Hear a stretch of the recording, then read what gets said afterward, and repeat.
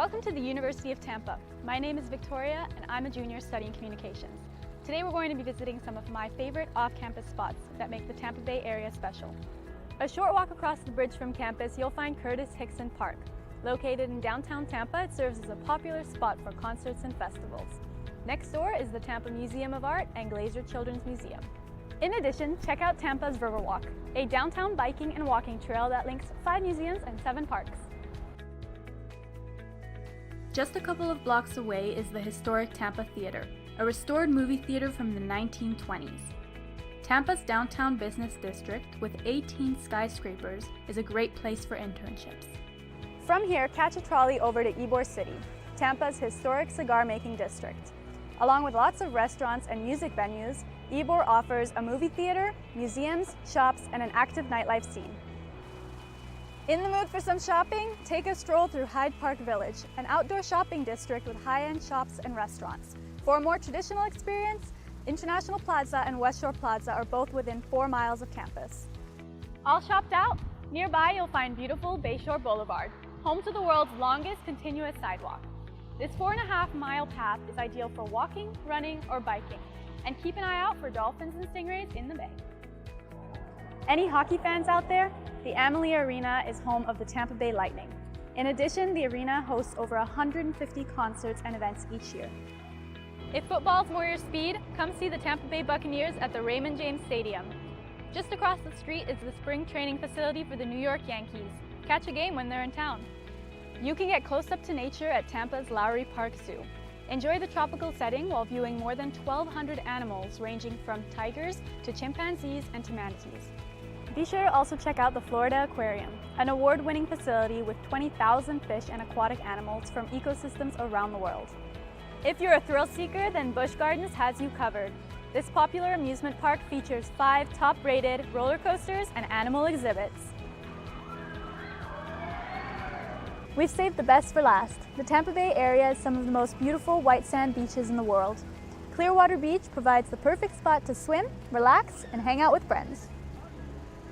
Here we are, back at the absolute best spot in town, UT's campus. I hope you enjoyed getting a taste of what makes this area so exciting and that you'll soon join us here in the beautiful Tampa Bay area.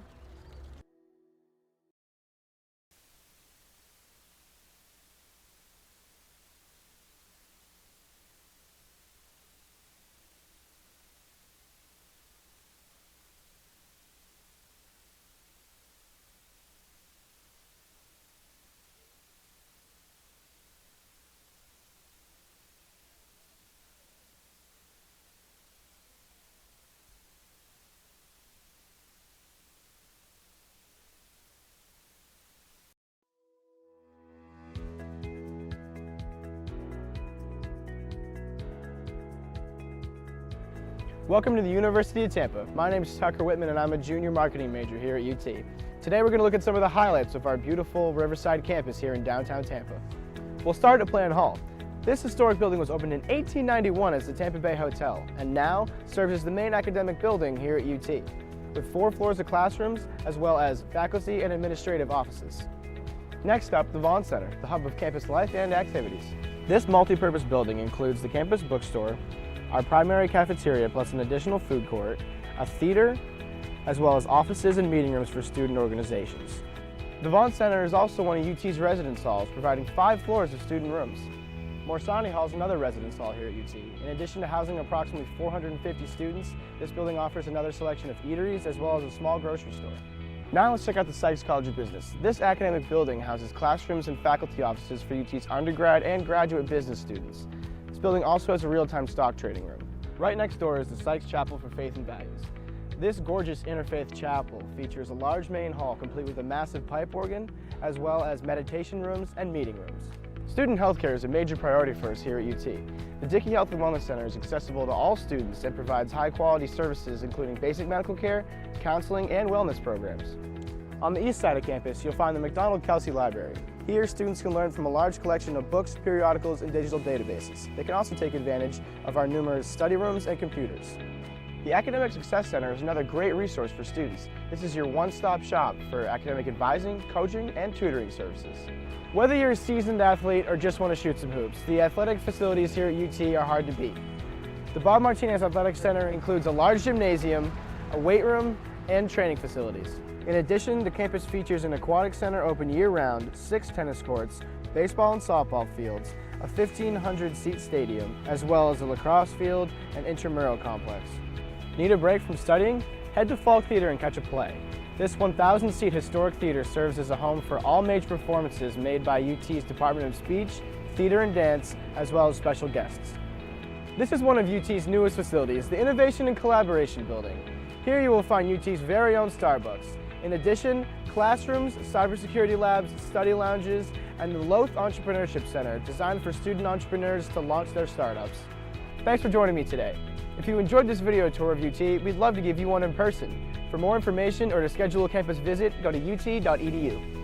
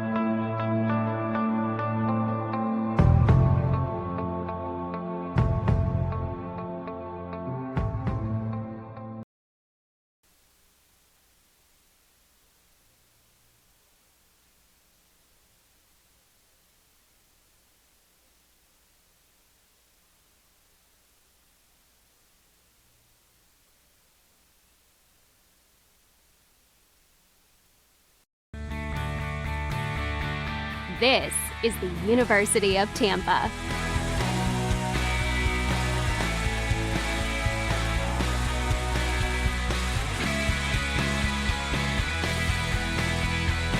Explore your dreams, discover your talents. Get ready to invent, innovate, and be a leader. This is the University of Tampa.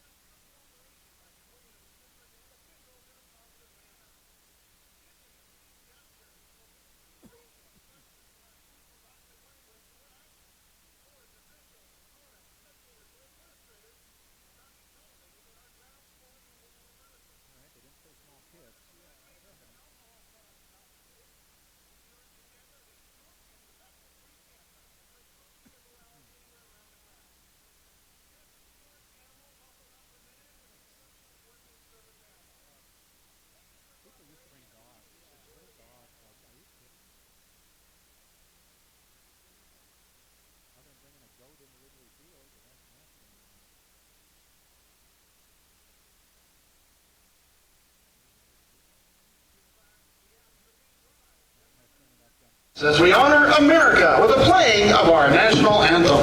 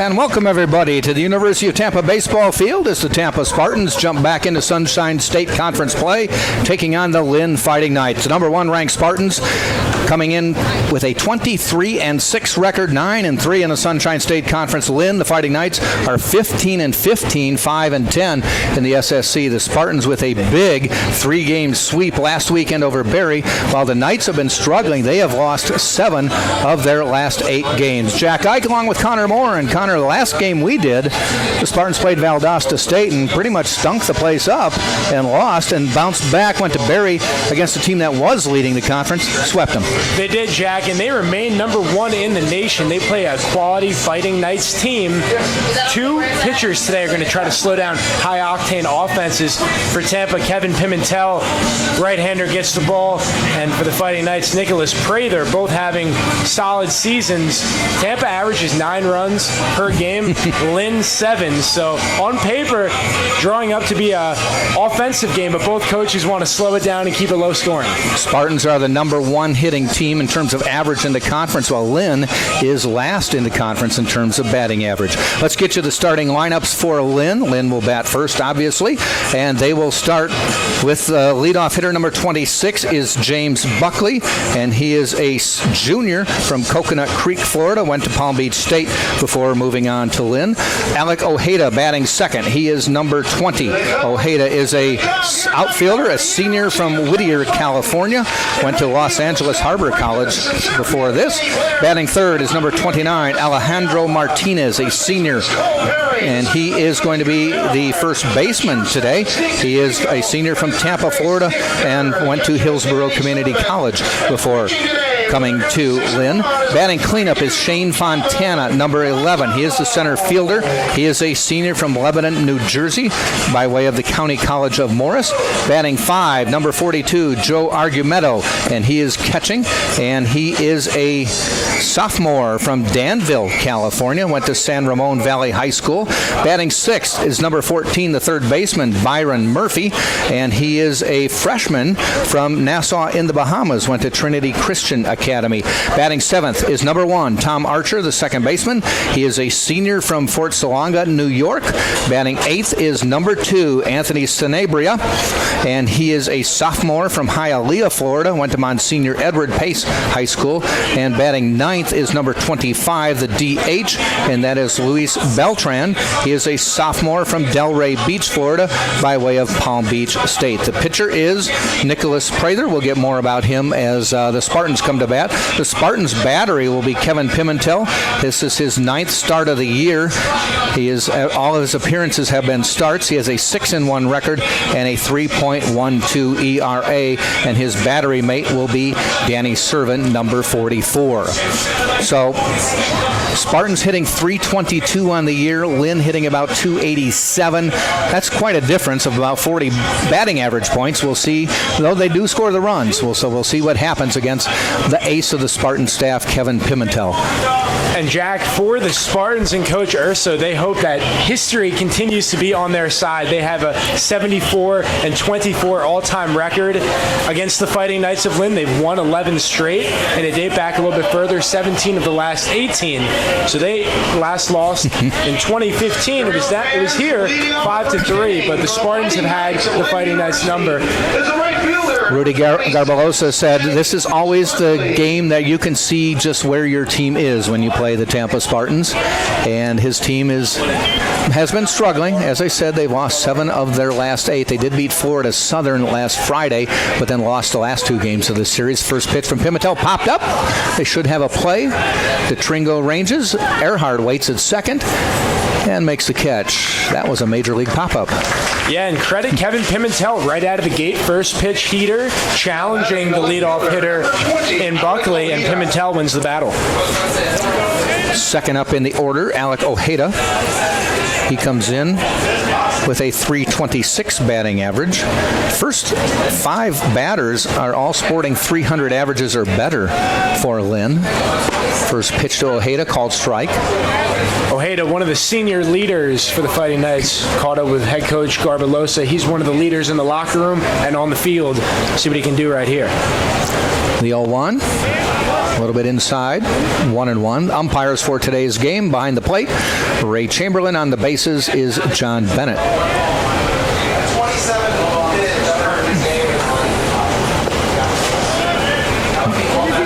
Ball pops away for a ball, 2-1. Another great day here in Tampa. Sunny, though there's clouds directly overhead of us, but you can see shadows. So as the sun is setting, you're going to have some sun fields to contend with. You can see the shadows are kind of going from first base toward left field. That's going to make it tough for the left fielders and the left side of the infield. Absolutely. This is the first of 3. The weather tomorrow should be clear and sunny. Ground ball is foul, 2-2. 3-2, I should say. Tomorrow is a doubleheader starting at 1. Sun won't be a factor unless they hit it straight up in the air until later in the second game. The 3-2 pitch. Challenges him, hits it out into right field, and able to make the catch is Sam Freitas. Getting the defensive alignment for the Spartans, it is Pimentel on the mound with Servin behind the plate. Cole Perry is at first base. Drew Earhart at second. Nick Durr is at third base. Nick DeTringo is the shortstop.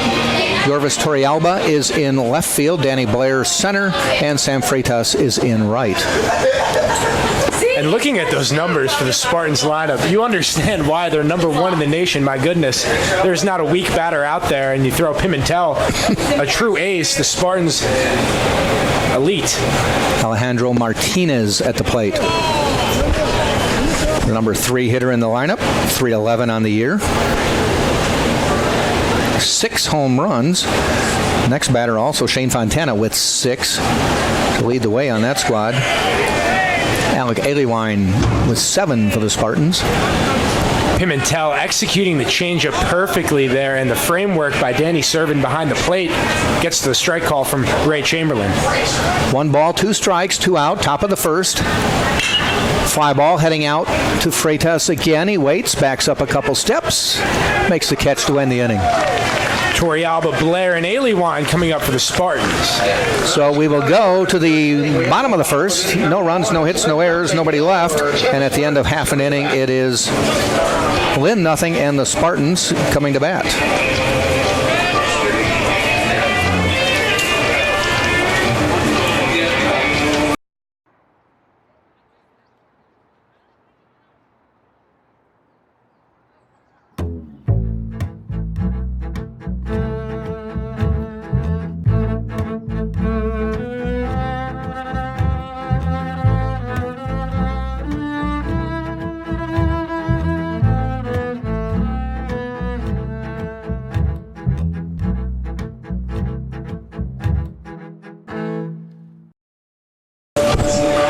Nicholas Prather will be the starter for Lynn. He comes in with his 9th appearance of the year, all starts. He is 3-4 on the year and has an ERA of 4.26. The batting order for the Tampa Spartans. They will start with Yorvis Torrealba, number 13, leading off for Tampa, and he is a junior from Parkland, Florida. Batting second for the Spartans is number 9, Danny Blair, and he is a senior from Bel Air, Maryland, by way of South Carolina. Batting third, the aforementioned Alec Aliwine, number 30, 7 home runs on the year, the junior from Panama City, Florida, went to Gulf Coast State College. The cleanup hitter is Danny Servin, number 44. He is the catcher for the Spartans, a senior from Miami, Florida, by way of the University of Tennessee. Batting fifth, number 10, that is Nick Durr, a junior third baseman from Lakewood Ranch, Florida, by way of Florida State. And the number 6 hitter is number 33, Cole Perry, playing first base for the Spartans. He is a senior from Jacksonville, Florida, and he started at St. John's River State College. Batting seventh, Sam Freitas, and he is number 28, batting in the right fielder, and Freitas is a junior from Lawrenceville, Georgia. Batting eighth is Nick DeTringo, number 4, the shortstop. DeTringo is from Ruskin, Florida, and batting ninth is Drew Earhart, number 2, the second baseman is from Tampa, Florida, Wharton High School. Prather on the mound, his battery mate is Joe Argumedo. Torrealba leading off. His on-base percentage just under 500, so every other bat he's getting on base. Fouls that one off. Just under 500. That's unheard of. Incredible. And for the Spartans, they're sort of finding their identity. Tyler Beck has recently emerged as the team's closer. He has 5 saves and a shiny 1.83 earned run average. The Spartans clicking at the moment. Strike one to Torrealba. Prather fires. Outside.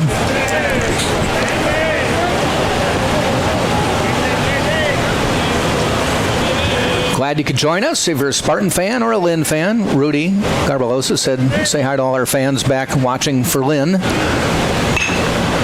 It's a foul ball.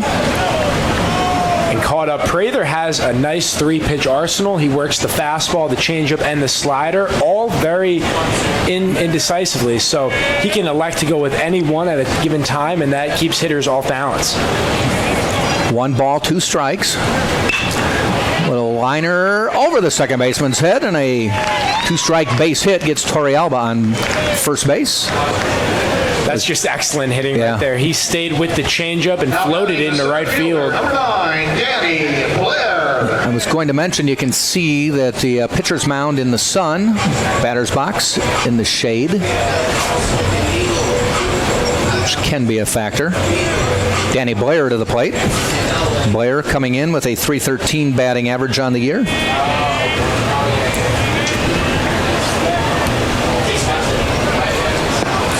First pitch is low for a ball.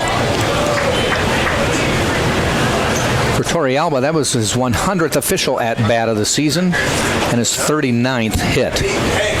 That's a heck of a batting average.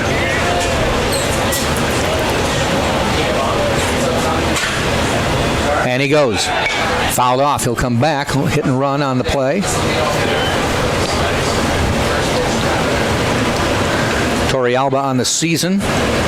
7 stolen bases, been caught twice.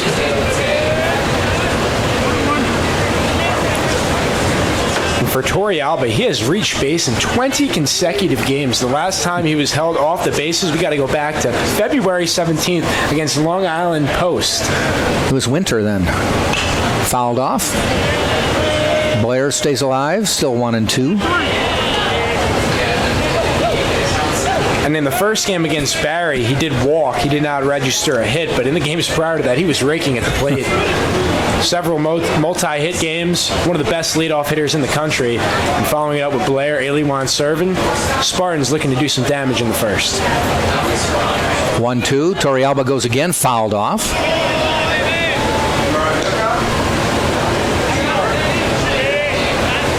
Fans continue to trickle into the ballpark.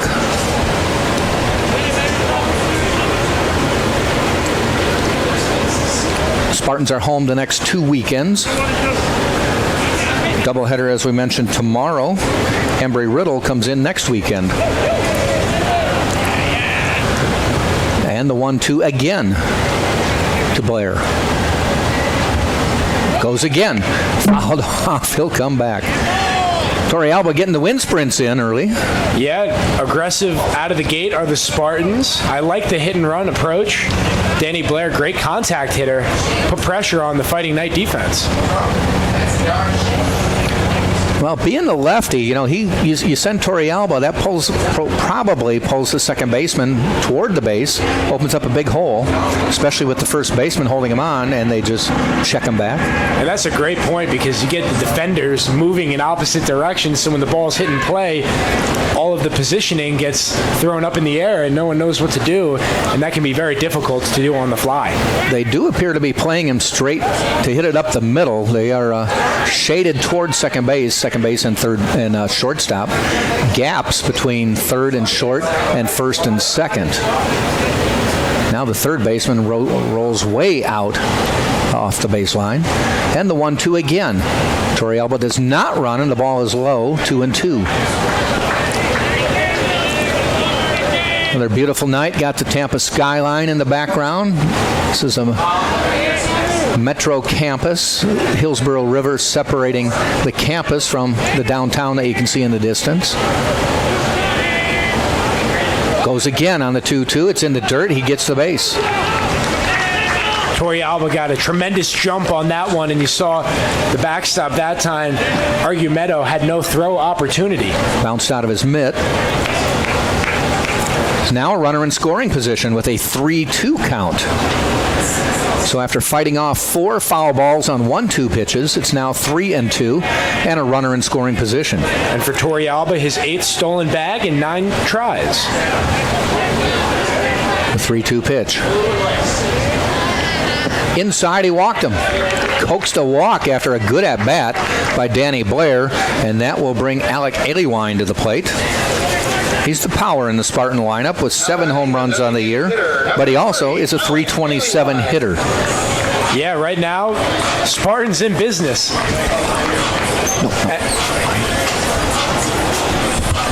They're in business, and for the Fighting Knights, caught up with head coach Garbalosa before the game, he said it was imperative and a key point to the game to work ahead.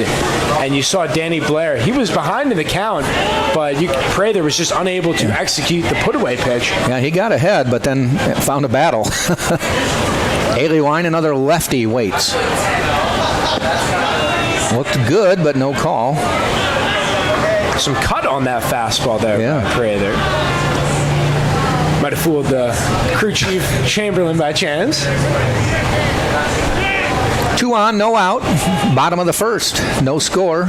Lynn went 3 up, 3 down. Spartans first 2 men on.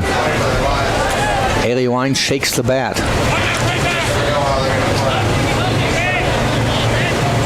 Ground ball.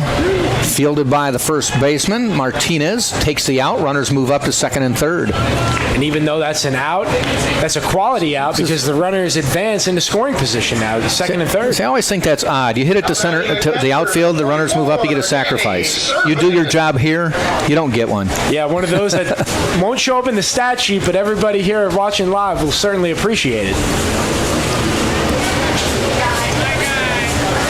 Cleanup hitter Danny Servin to the plate.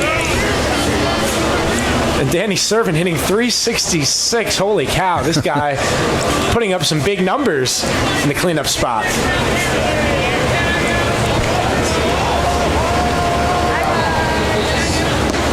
First pitch, call strike, outside corner. On deck is Nick Durr.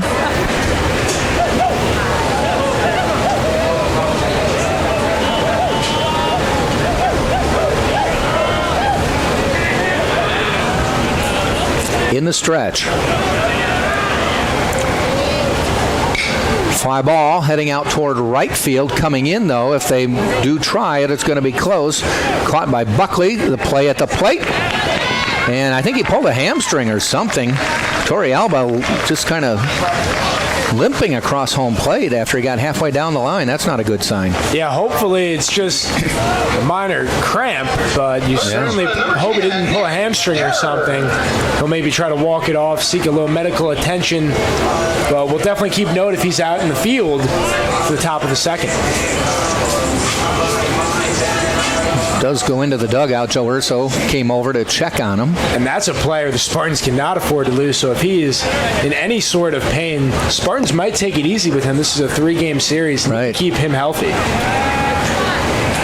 Nick Durr at the plate. Now with a runner on third, 1-0 Tampa.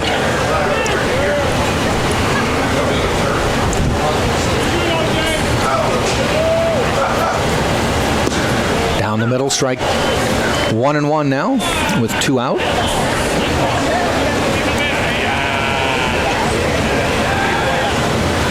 Cole Perry on deck.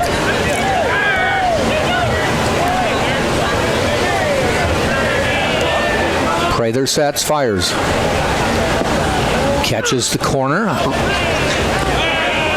And both of these hitters, Durr at the plate and Perry on deck, have worked themselves into pretty much everyday roles based on their production at the plate. Durr hitting .337, Perry at .348, making it very difficult for Coach Urso to sit these guys. Outside.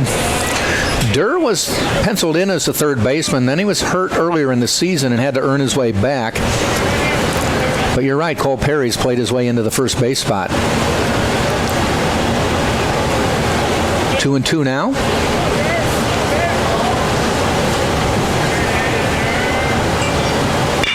A little off-speed pitch, grounder to third. Murray tosses it across to end the inning. So the Spartans get the first 2 runners on, get 1 across, and we've played 1 full inning, and it is Tampa 1, Lynn nothing right here on the Sunshine State Digital Network. Courtyard by Marriott, located at 3805 West Cypress here in Tampa, is the official host hotel of the Spartans. When you visit, be sure to ask for the University of Tampa rate, and you'll get huge savings. Courtyard by Marriott is simply refreshing. Hey guys, once again, a reminder, our athletic marketing team is in.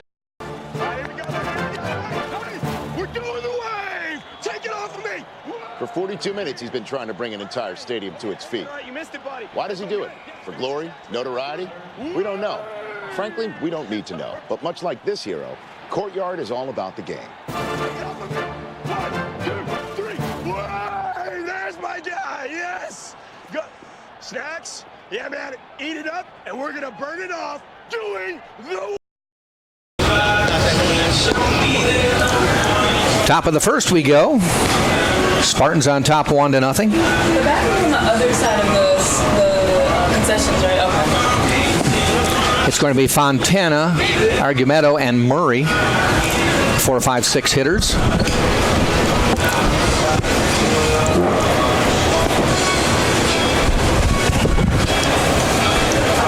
First inning went as hoped for Kevin Pimentel. He worked ahead in the count to the first 3 hitters and had no problems retiring the first 3 Fighting Knights hitters.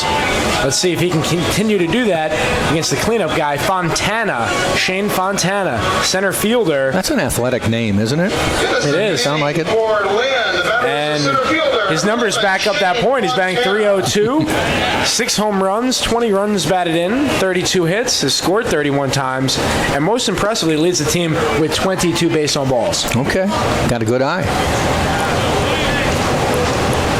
First pitch, he took it for a ball. The 1-0. Pops it up, out of play.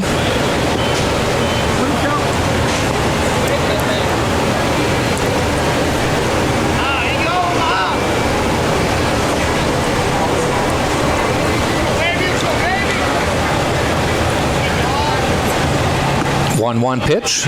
Now it's 2-1.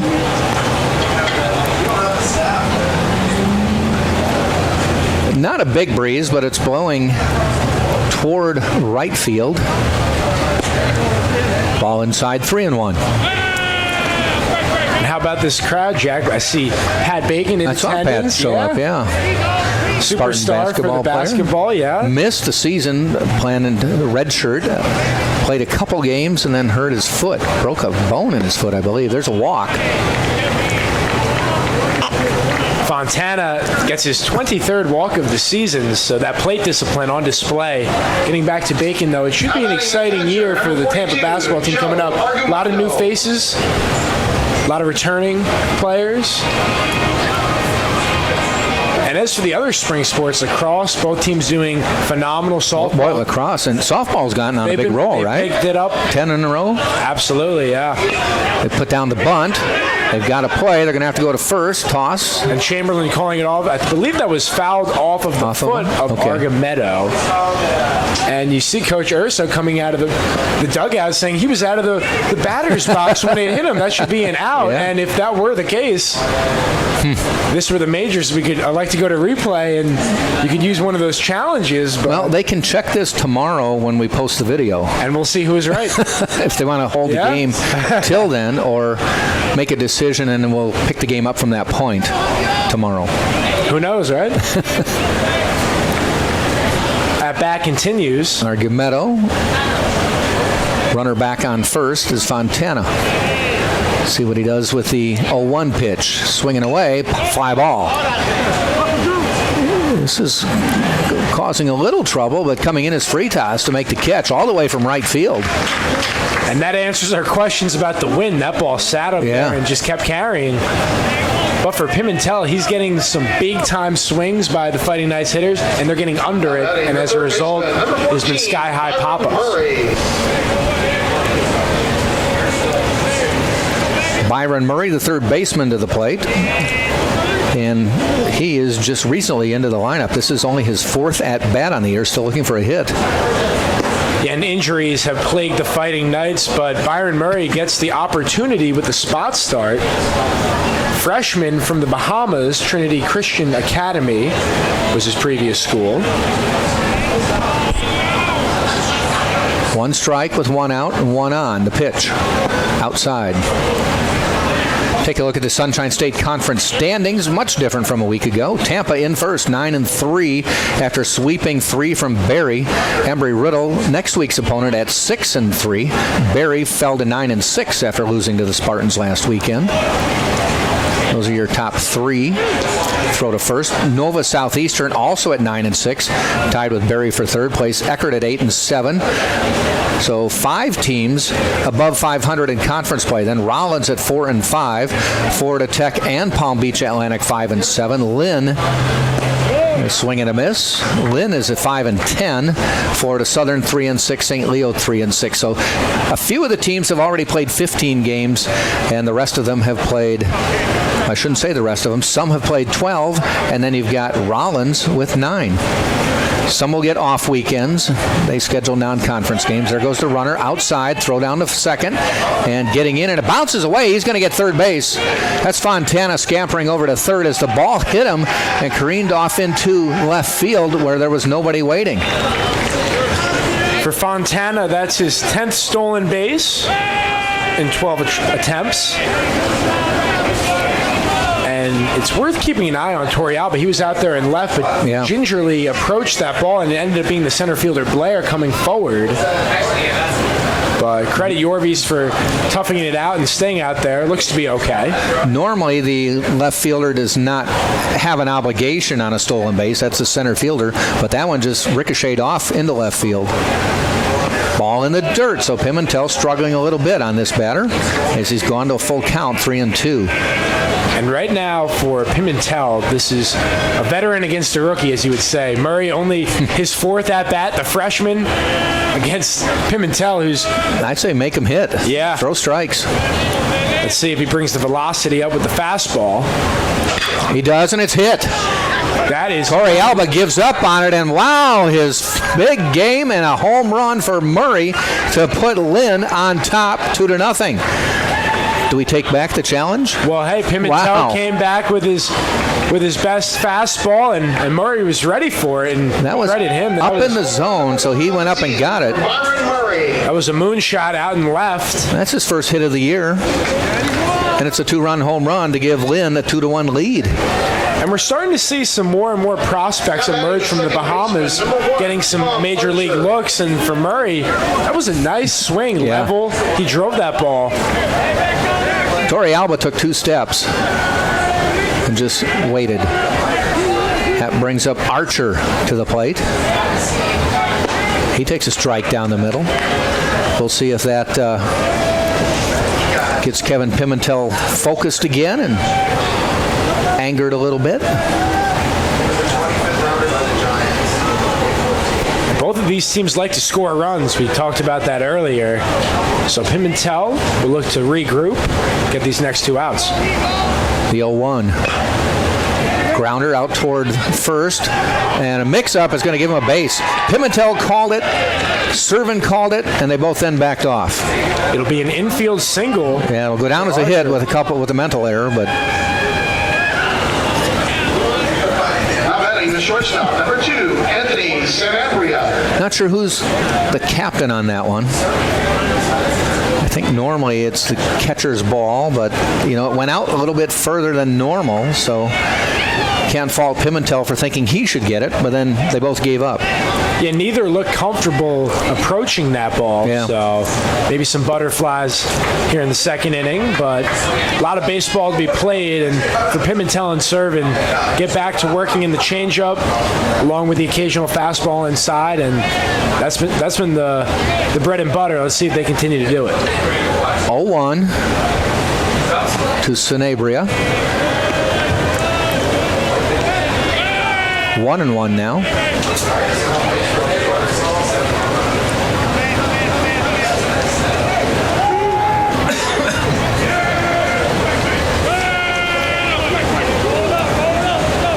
Pimentel in the stretch.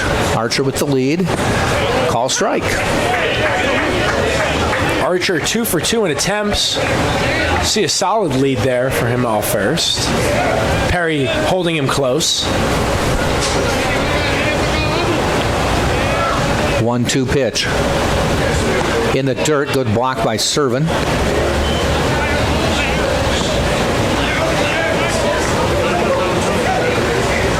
Two and two now.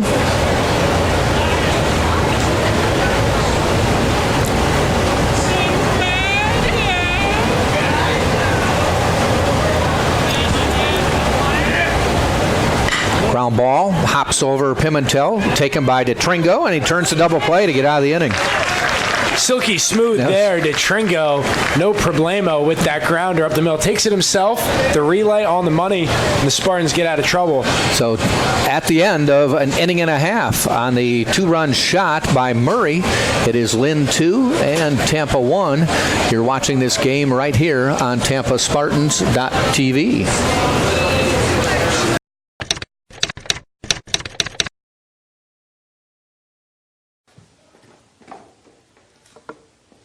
Nada. No. Empanada. It's Mr. Empanada to you.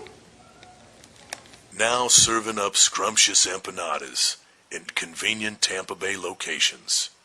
Mr. Empanada. Perry, Sam Freitas, and Nick DeTringo, the 6, 7, 8 hitters in the lineup against Nicholas Prather. And you see the smile over at the hot corner for Byron Murray. Have got to feel for that young man. His first hit at the collegiate level, not only is it a hit, it's a home run against the best team in the country. Yes, against one of the best pitchers in the country. Trivia question is, in what year trivia question. was the first Major League Baseball game broadcast on television? What year? I'm thinking 1933. I'm thinking maybe Vin Scully over there in Los Angeles. 1933 could still be the right answer.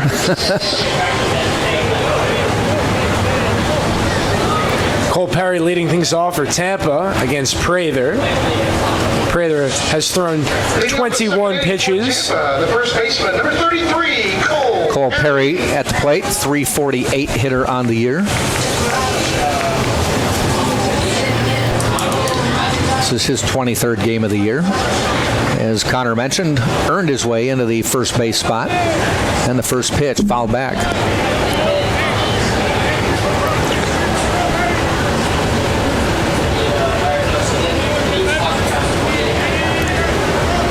Pretty much playing Perry straight away, fairly deep in the outfield. Yeah, particularly the middle of the infield with Archer and deep. Sanabria, yes. Almost in the outfield. Call strike, 0-2.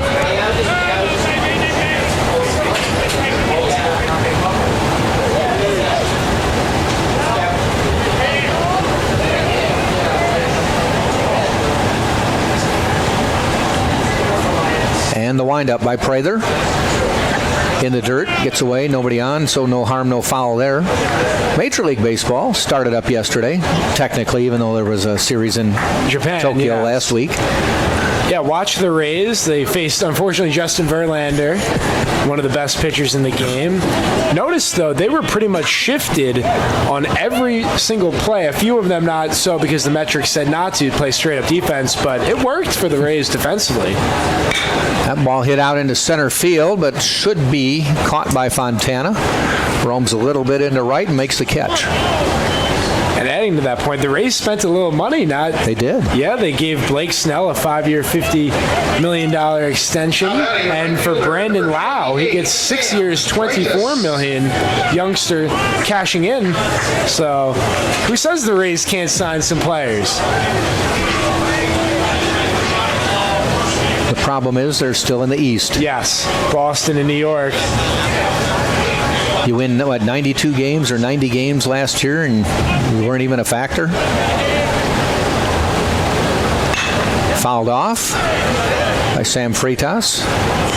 And going off that, it was funny. They had Tim Kirshen on ESPN last night, and he was talking about the National League and how he said there's so many teams that could win and make it to the World Series. But regardless of who that team is, probably going to lose to the Yankees or the Red Sox, no matter how good of a team or a season you had. Yeah. But hey, making it to the World Series is nothing to hang your head on.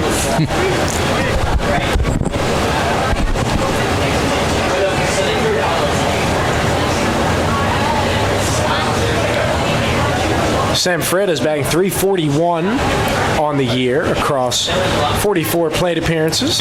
Ground ball out to second. Archer fields. And the out, 2 down. We'll send Nick DeTringo to the plate, the number 8 hitter for the Spartans. DeTringo on the year, a .290 hitter. You had to get to the number 8 hitter to find a Spartan in the starting lineup not hitting 300 or higher. That's crazy. You think about a .290 hitter is your weakest link in the lineup. It's amazing.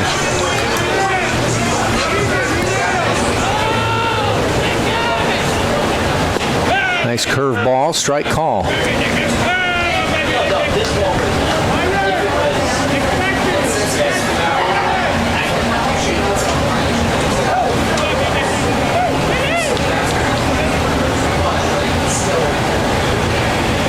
And the pitch. A little bit outside, 1-1.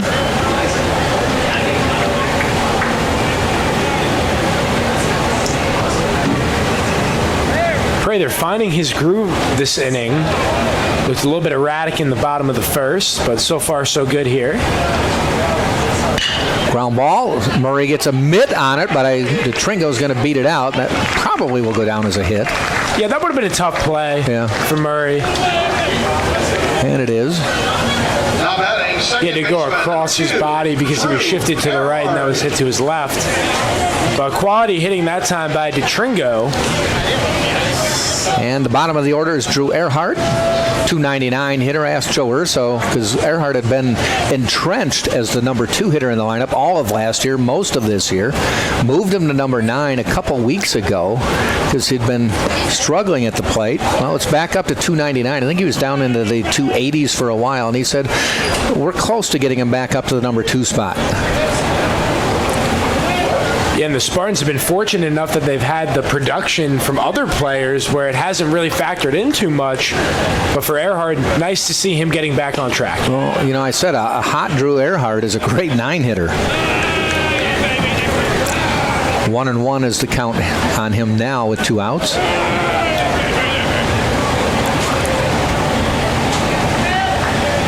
Guy walking up with about 8 hot dogs all loaded up there. Big night at the ballpark. Yeah, wearing the Lynn Royal Blue and White, so came to see a good game, that's for sure. Yeah. Throw to first. No problem getting back is DeTringo.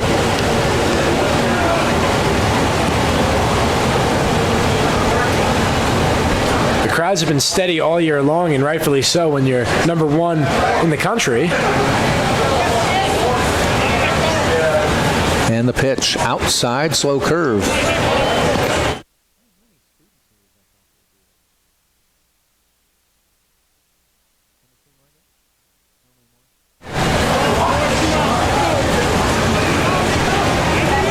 Two balls, one strike. DeTringo with a little bit of a lead off first, and he gets back. Prather has thrown 30 pitches thus far.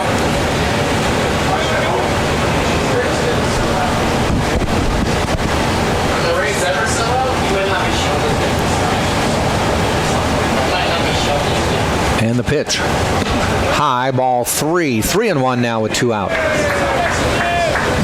Interesting, we have yet to see a strikeout. Pimentel just under 9 strikeouts per 9 innings, and for Prather just under 10. So the hitters... So they should each have at least one by now. Yeah. The pitch. Foul back. 3-2.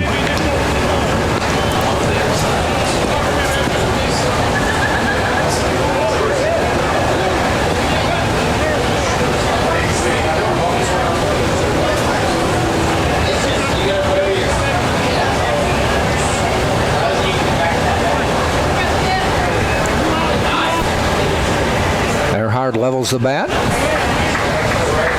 See what Prather goes with. He's been leaning on his curveball this inning. There goes the runner. Comes with the fastball. Out into center field. Ranging over, though, to make the catch is Fontana to end the inning. So Drew got a hold of it, but in the tracks of Fontana. So the Spartans get no runs. They did get a base hit, left a runner on. We play 2 full. It's 2-1 Lynn, with Lynn coming to bat in the third right here on TampaSpartans.tv. Pizza Hut is a proud supporter of UT Athletics. Call the local Pizza Hut today at 813-251-3399 to get your pizza delivered right to your doorstep. Pizza Hut, make it great. Due up will be the 9 hitter, then 1-2. That's Beltran, Buckley, Ojeda. As we head to the third. Other games in the Sunshine State Conference this weekend. Palm Beach Atlantic is at St. Leo. They're playing a 6 o'clock game tonight. Embry-Riddle at Florida Southern. They're underway. Florida Tech non-conference this weekend. Georgia College. But they are on the road at Milledgeville, Georgia. And Nova Southeastern conference play on the way to Rollins. That's a 6 o'clock game as well. Pretty much everybody plays tomorrow. Sunday, though, Nova Southeastern and Rollins will play a doubleheader. No, they're just playing a single game tomorrow, single game Sunday. Same with Embry-Riddle and Florida Southern. So instead of the doubleheader, they're going 3 games over the weekend on 3 days.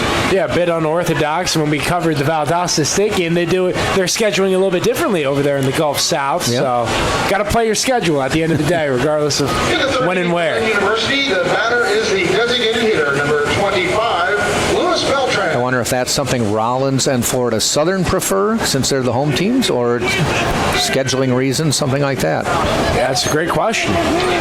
We need answers. Right. Lewis Beltran to the plate. First pitch from Pimentel is a ball. Beltran comes in as a .362 hitter. About half the at-bats as the full-time starters. Swing and a miss there.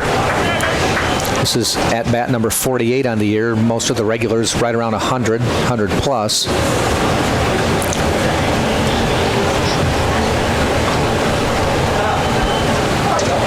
We were talking about Earhart as an elite 9 hitter. Beltran right now, .362 clip. That's nothing. As a 9 hitter, wow. I was looking at the Lynn lineup. They have a couple. Their top batter is Archer at 116 at bats on the year. The Spartans there's a pop up heading foul. They're giving chase. Perry, Earhart give chase, and it bounces foul. Good effort there by the Spartans. Gives us a chance to mention that our camera doesn't move, so you did not see that ball go foul. We have a limited amount of space here in the press box, and they don't pay Connor enough to do dual duty. That's why they have us on the audio here. Try to detail it as best we can for y'all. But for Pimentel right now, ahead in the count, look for the put-away pitch. I'm thinking he might look for a changeup here. Beltran just got a good read on that fastball. Fastball right back at Pimentel. He blocks it like a goalie and throws him out. That one kind of hit him low and rolled up his body, and then he just picked it up and threw him out. Yeah, Beltran hit it on a button. Unfortunately for him, it was right at Kevin Pimentel. Top of the order now, back to James Buckley. Grounded out to Earhart in the first.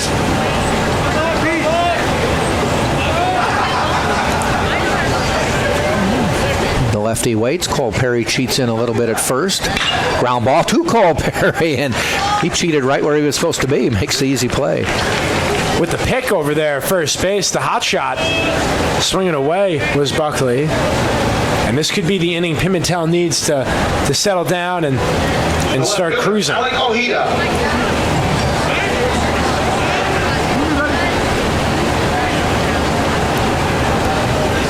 Ojeda to the plate. He flew out to Freitas and right in the first. Looks at a ball here. As we look ahead, top of the lineup for the Spartans in the bottom of the third, Torrealba, Blair, and Aliwan.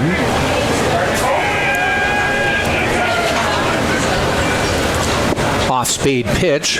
Couldn't dial it down, and a swing and a miss. Just a perfect pitch right there. Nothing you can do about that one. The movement. 1 ball, 1 strike. Catches the outside corner, 1-2. Friendly strike that time. Yeah. Will not argue that. 1 ball, 2 strikes. And that was a strike on the corner. We'll end the inning. Yeah. There's your strikeout. Yeah, froze Ojeda right there, and 2 of the same exact pitches, and Pimentel, give him credit. He knew that he had that corner right there, and why not go right back to it? So no runs, no hits, no errors, and we have now played 2.5. It is 2-1 in favor of the Spartans, as the Spartans will come up in the bottom of the third right here on the Sunshine State Digital Network.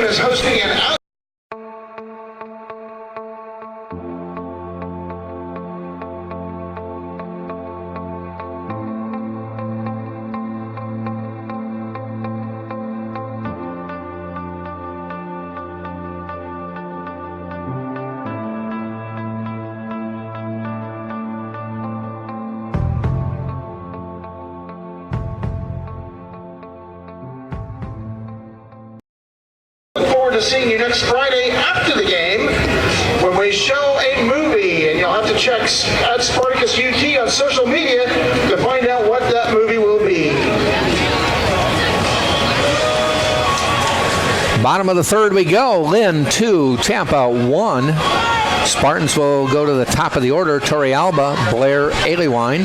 Torrealba scored the 1 run the Spartans have in this game on a tagging from third fly ball, and got about 2/3 of the way, maybe halfway down the line, and just kind of limped across home plate. Seems to be okay. Yeah, he's a gamer. He's going to fight it off. But getting back to that single he had, went to right field. What makes him a complete hitter is he can hit it to any part of the field, and that makes him, along with his speed and pop, one of the best leadoff hitters out there. Yeah, he just kind of floated it over the second baseman's head. But as you mentioned, when he scored, we were hoping it maybe was just a cramp. I think he might have run a little differently. Oh, he got hit there. Well, that one hit the wrist. He gets the base. So we get to look at how he is on the base pass now. They sent him about 4 times with Danny Blair at the plate. Before he finally stole second. Yeah. So I wonder if he's feeling good enough to maybe go 2 for 2. Well, it's the same scenario, leading off an inning. He gets to first. We'll see what Joe says. Prather in the stretch. Not this pitch. Ball is outside. And for the Tampa hitters with the heart of the lineup coming up, at the very least, you want to get Prather to throw some extended pitches here. He has a 37 pitch count right now here in the bottom of the third. So for Lynn, that's a pleasant sign to see. Yeah. They chase him back. And Torrealba's looking like, really? I was a foot off the bag. I was not looking to steal that base. But for the rhythm of Prather, maybe that throw over will. Yeah, I got to do it on the second pitch. Yeah. You talk to pitchers. Pitchers can be like that. They got to get their rhythm, and it makes sense. Ground ball up the middle, fielded by Archer. Toss, and they get them both. Archer to Sanabria. To first, to Martinez for the 4-6-3 double play. Pitcher's best friend right there, the double play.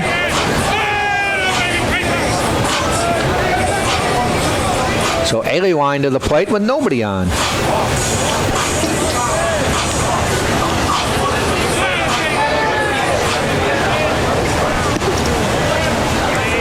Slow curve is outside.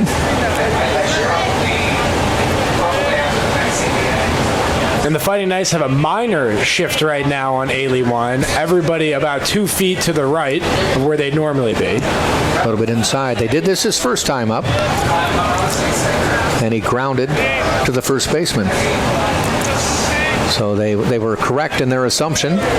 Third baseman is Murray's about 20 feet off the line. Maybe more. Inside, called a strike. They're playing Aliwine deep in the outfield. And what this shift does is it penalizes players for always going for the home run, because when they would traditionally get a base hit, they have an extra fielder in the spot they hit it most frequently.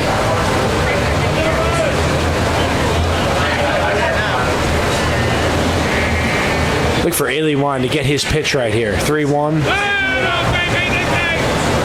And here's the delivery. Ground ball, base hit.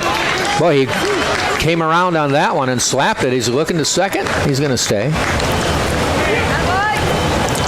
Aliwine, nice piece of hitting there on the 3-1 pitch. Line drive into the right center field gap. Aliwine with the big turn at first. 2-out single. Danny Servin to the plate. He flew out to right field. Sac fly, brought in the run.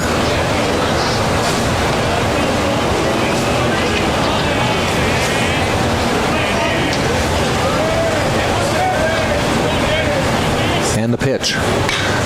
Popped up high, heading out to right field for Buckley. And he makes the catch to end the inning. So the Spartans get a base hit, but that's it. They leave one base runner. We've played 3 full, and it is 2-1 Lynn as we head to the top of the 4th right here on the Sunshine State Digital Network. It's not about any one thing. It's about how everything comes together, how it all connects. People, ideas, resources, community, everything. Quality of life services. That's what we do. Sodexo.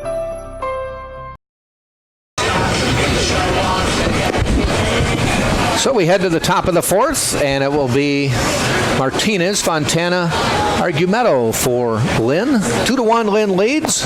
Connor Moore to take you through 4, 5, and 6. All right, so for Pimentel, we'll get back to work. The lone blemish, of course, the Byron Murray 2-run shot. But other than that, he's pitched a fine ball game thus far. And he will get Alejandro Martinez, a 3-11 hitter entering the ball game. 6 long ones, 23 runs batted in. Has come across home 21 times. 7 doubles. As we look at the stat breakdown thus far. Kevin Pimentel has 26 strikes, 15 balls. 27 strikes, 18 balls for Prather. And Martinez is ready, as is Pimentel. And crew chief Ray Chamberlain gives Pimentel the A-OK. First pitch outside, ball one. A fly out to Sam Freitas in the first inning was what Martinez was able to do. Ahead 1-0.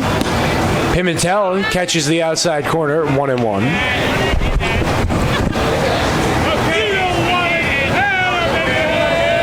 The Fighting Knights are 2 for 10 at the plate. Spartans 3 for 10. Cut on and missed.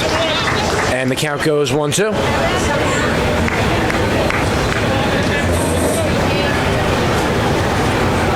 Pimentel's fastball has been on point today. And the payoff just misses 2-2.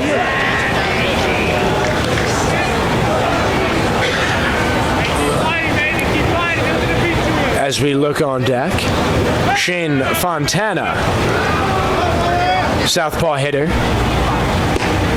And that, the cut fastball, misses high, 3-2 the count to the Lynn cleanup hitter.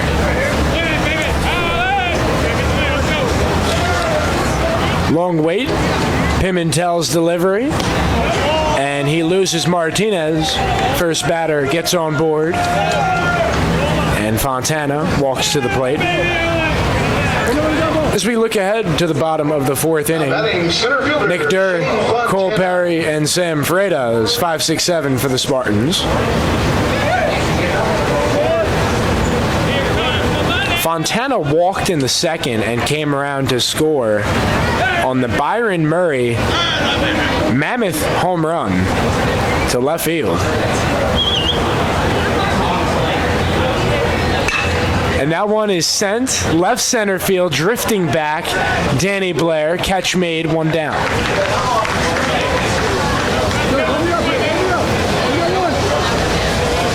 And now up will be Joe Argumedo, the catcher. Batting the catcher, Joe Argumedo. Flew out to Freitas in the second inning.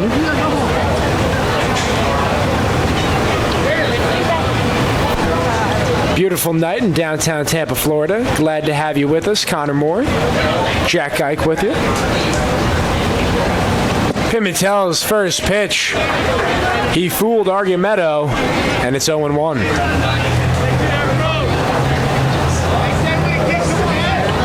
Pitch number 50 coming up for Kevin Pimentel.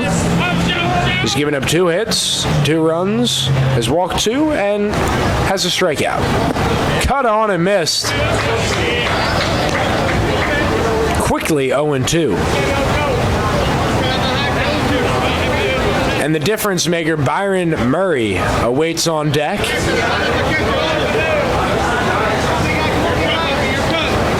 Pimentel's 0-2. Cut on and miss. Good morning, good afternoon, and good night. Kevin Pimentel with his second punch-out. And Argumedo goes down for the second time today. Now batting third baseman, Byron Murray. Byron Murray, number 6 hitter today. He answered 0 for 3 with a walk and 2 strikeouts.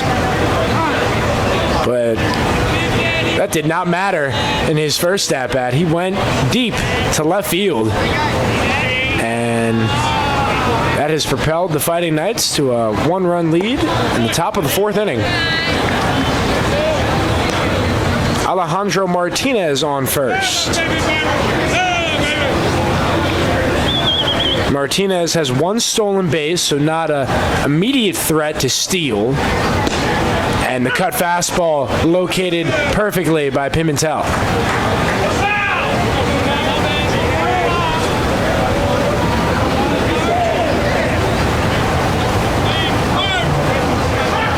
And the 1-1 misses low.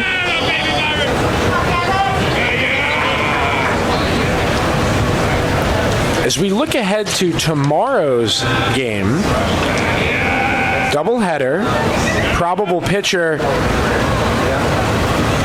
will be Misael Castillo for game 1 for the Fighting Knights, as that one is fouled off. And Samuel Beck will pitch the finale for Lynn. And as for the Spartans, Mason Duke has been phenomenal, as has Tanner Foster. Expect to see both of them tomorrow. Pimentel, 6-1 on the year.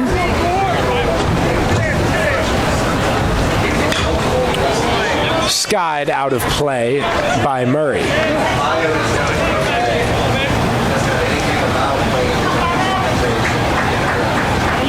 And it's a 2-2 with 2 outs in the top of the 4th inning. Fighting Knights and Spartans on the Sunshine State Digital Network.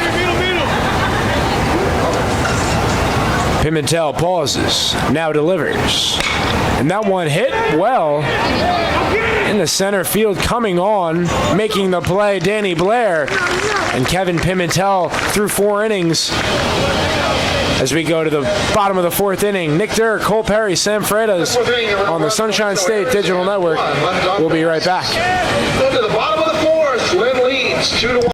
First of all, very flattered that everybody would come. Thank you very much. Does anybody have any questions before we move on? Do you remember the girl wearing the Go Phil shirt following you around? Yeah. It's me. I It's do. been me on several occasions. I started papering my cubicle with pictures of you. Do you have a picture of the shrine? I mean, I'd love to see it. I've got a mental picture of it, and I do it's too. pretty weird. Yeah, a little bit. I believe that I have a happy marriage because of you, because sometimes I do a little substitution, you know, just mentally. Whoa. But anyway, Mike, let's... Marketing, it's time now to play our fabulous word scramble. Welcome back to the University of Tampa baseball field here on this fine Friday evening. Fighting Knights lead the Spartans 2-1 as we get ready for the bottom of the 4th inning. It will be Nick Durr against Nicholas Prather. And for Prather, he's thrown 45 pitches, 27 strikes, good for a 60% percentage. 9 putouts for the Fighting Knights, 12 for the Spartans. Lynn has 4 assists, Tampa 2. 1 error committed by Tampa tonight. 4 fly balls, 4 ground balls for Lynn. 6 fly balls for Tampa and 3 ground balls. All right, and we are ready for the bottom of the 4th inning here.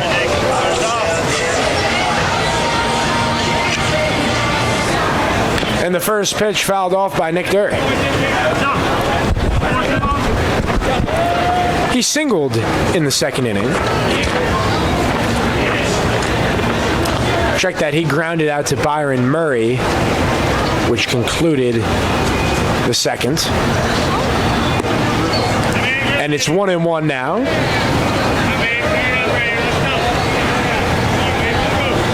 Prather has looked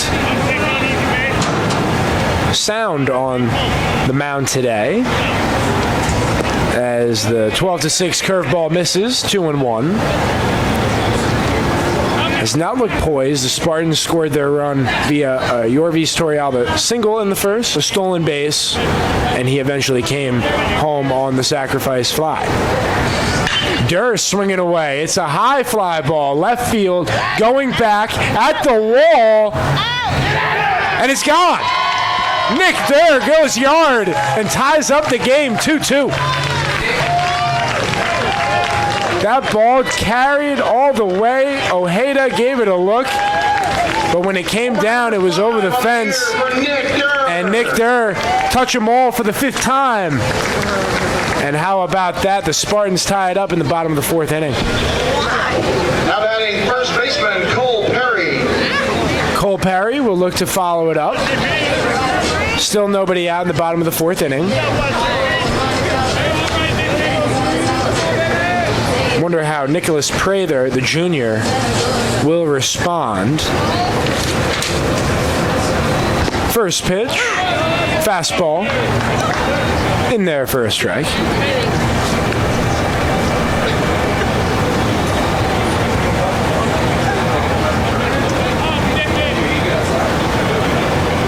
The 0-1.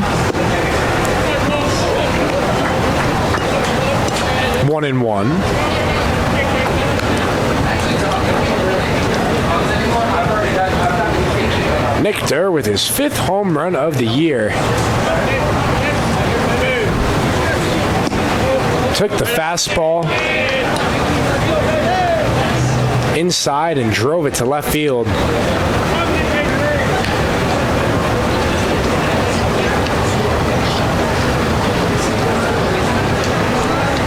The 2-1, and that one off target by Prather.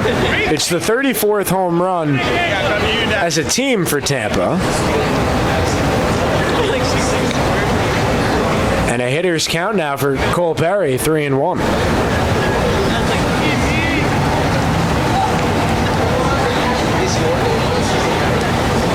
And the pitch. Perry swinging away. A deep drive, center field. Ranging, having room, and making the play is Fontana. So Perry gave it a good ride, just unfortunately to one of the deepest parts of the ballpark. And that's a loud first out for the Spartans here in the 4th inning.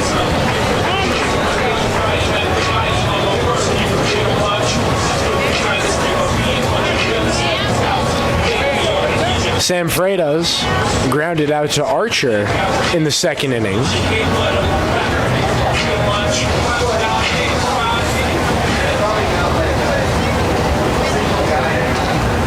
And the first pitch to Freitas. Curveball in there for a strike. Really dialed it back that time. Slow hanging curveball, but had the 12-6 movement. That's a changeup up in the zone, and Freitas a bit frustrated that he rolled over on that one. That was a hittable pitch.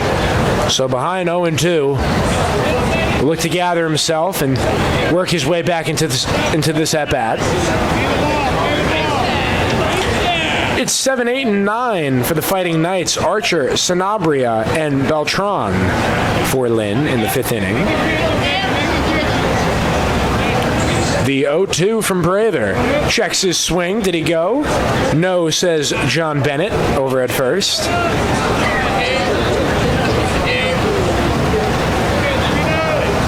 And Freitas back at it. Behind 1-2. Goes with the curveball, misses. 2-2 the count.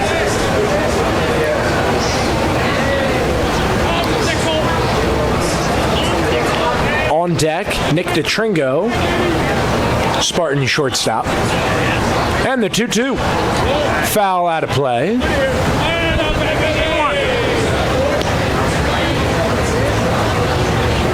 Pitch number 55 coming up for Nicholas Prather.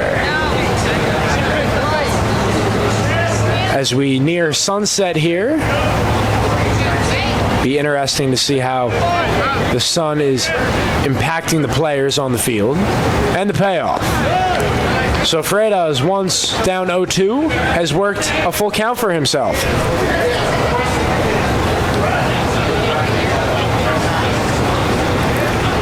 He will look to battle Prather here in a primetime matchup. And the full count pitch. That one is laced into center field. That's a base hit. Absolutely crushed off the bat of Sam Freitas. And that's the 5th hit of the ball game for the Spartans.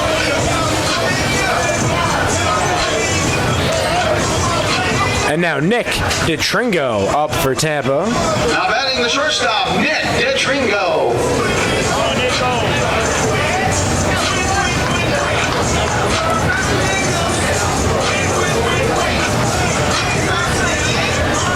So Prather has run into some trouble this inning. Of course, the home run by Durr and Freitas with that hit. So 1 on, 1 out.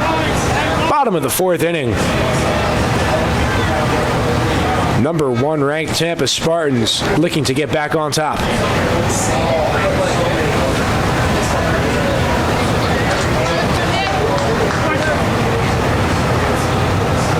Working from the stretch, Nicholas Prather.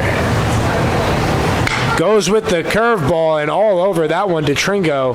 Just out in front, skies it down the left field line foul.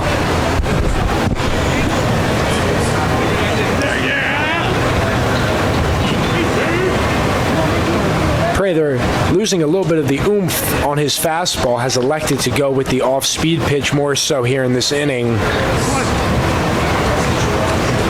Talked to Coach Rudy Garbalosa. He said expect around a 90-pitch performance from Prather, give or take a few, either way, of course, depending on how the game is going. And this has been an entertaining opening game to this series. Of course, the 2 games tomorrow. Please be sure to join us. We'll be here at the UT baseball field at 1 o'clock for the doubleheader. And Prather gets a fly out by DeTringo, 2 down. So the changeup. Batting the second baseman, Drew Earhart. Works out. 1 on, 2 down, Drew Earhart. He flew out to Shane Fontana in the second inning.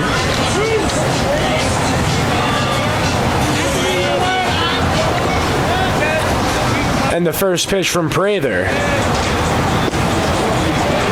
He's used that curveball quite a decent amount here in the bottom of the 4th inning. And when it's working, it's been a tough pitch to hit for the Spartans. As the throw over to check on Freitas.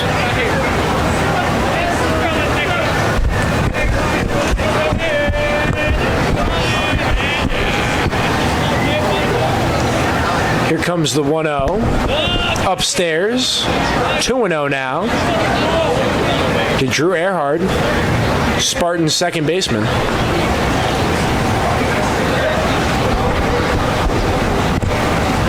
Pitch count now at 64 for Prather. Has really had to work here in this inning. But the curveball that time, thing of beauty.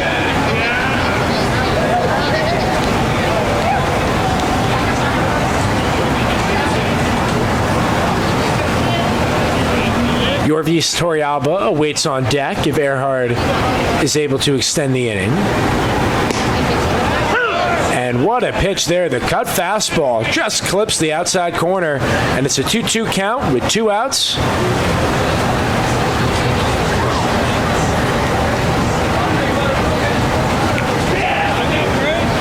Long glare from Earhart to Prather. Prather now ready, sets. Fires. And that one is hit through the right side, and that's going to be a base hit. Heads up base running. Sam Freitas, and they're sending him home. How about this? We have some aggressive base running, and he scores. So how about that, folks? A slow ground ball to the right side, but Sam Freitas on his horse from first base. And we see Coach Urso over there at third base sending him home. And why not? The Spartans take the lead 3-2. Left fielder, Yorvis Torrealba. Sam Freitas with the wheels. And the aggressive play calling to send him home. And now Yorvis Torrealba. Spartans have struck for 2 here in the bottom of the 4th, looking to do more. Torrealba has reached base twice. He had a single in the first inning, came around to score, and then was hit by a pitch in the 3rd inning.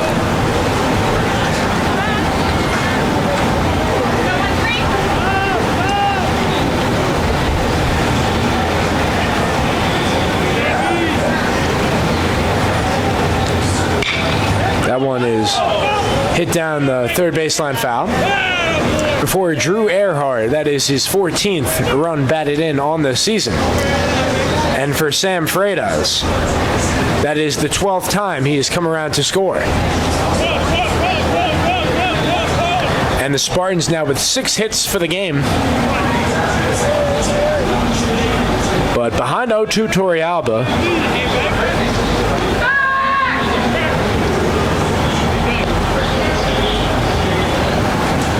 Pitch number 70 for Nicholas Prather coming forward.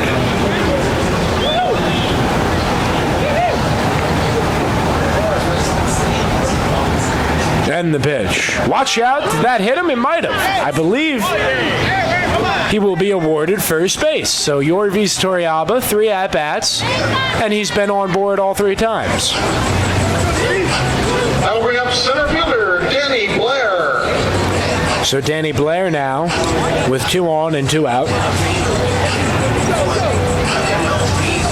We'll look to give the Spartans some more insurance, and now a walk to the mound for Nicholas Prather. Let's see if we have a pitching change. We very well might, or will this just be a conversation with his ace?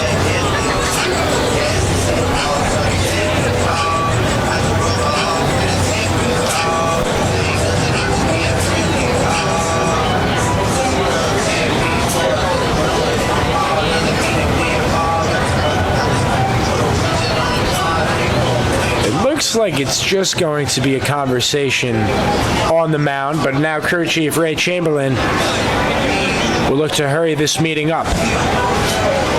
While we have a moment, we'll go to a quick commercial break from our sponsors.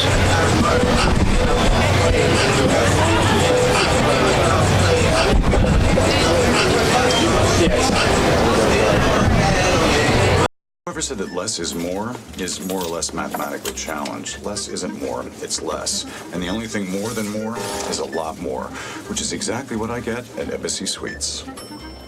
More space. More downtime. More family time. More me. Welcome back. Blair takes a ball outside. So Nicholas Prather getting some words of wisdom from his head coach, Rudy Garbelosa, to try to work out of this inning in which the Spartans have scored twice, but are knocking on the door yet again. 2 on for Danny Blair, who walked in the first and then hit into a 6-3 double play in the 3rd inning.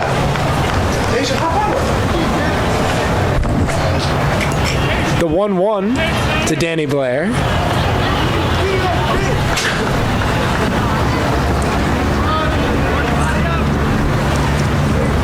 Long wait from Prather, trying to agree on a sign with the catcher Argametto. Fastball inside, 2-1.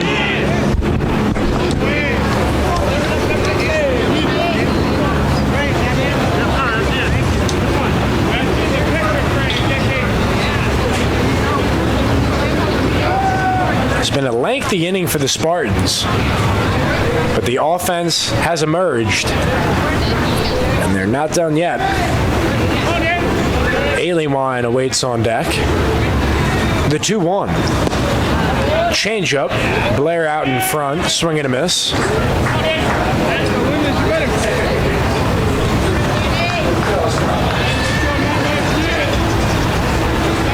Two with 2 outs. Prather and Blair in an intense battle here at the UT baseball field.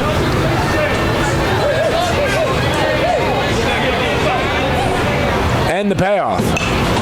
Blair stays alive.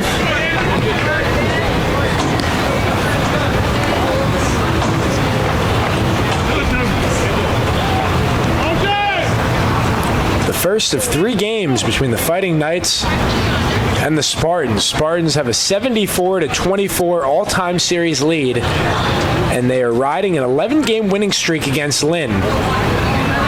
Date back a little bit further, they've won 17 of the last 18 meetings between the two. Prather will fire yet again, and now the count moves full.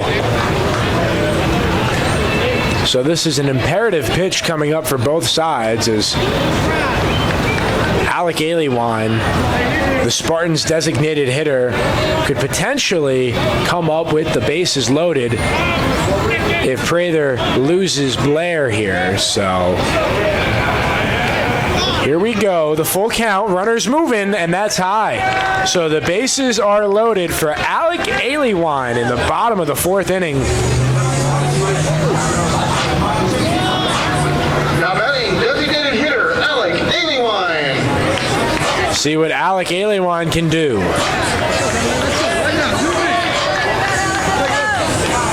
Bases loaded, 2 outs. One of the Spartans' most consistent and powerful bats up here with an opportunity to cash in.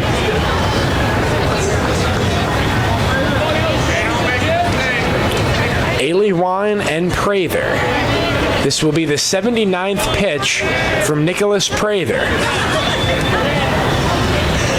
And the first pitch, it's a curveball, outside, 1-0. So here we go. Can tell that Prather does not want to go to the changeup, as Aliwan singled in the 3rd inning on that changeup. Although we see at that time, and Aliwan frustrated, he was in all-out take mode that time, and it's 1-1 the count. So Alec will look to swing the bat here. 1-1, bases loaded. And here comes the pitch. Aliwan crushes that one foul. Watch out. That one absolutely demolished down the first baseline. Just a tad bit early on the cut. So it's now 1-2. If Prather can get out of this, Lynn would retake the momentum, but with a swing of the bat, this game could change dramatically with Alec Aliwan. And time is called. The Spartans 6 for 15 at the dish. That's a .400 average.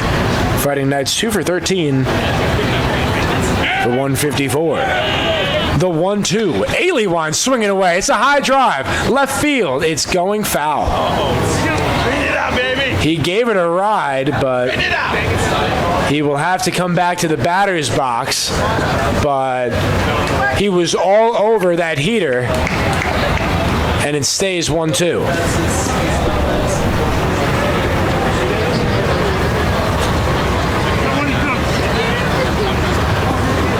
So the 1-2, pitch number 83 for Prather. And there are arms getting ready in the Lynn bullpen. So Prather hoping to get out of this 4th inning. And Aliwan standing in the way. The 1-2. Aliwan hits it well down the right field line. Foul again. So Alec Aliwan is hitting it all over the park.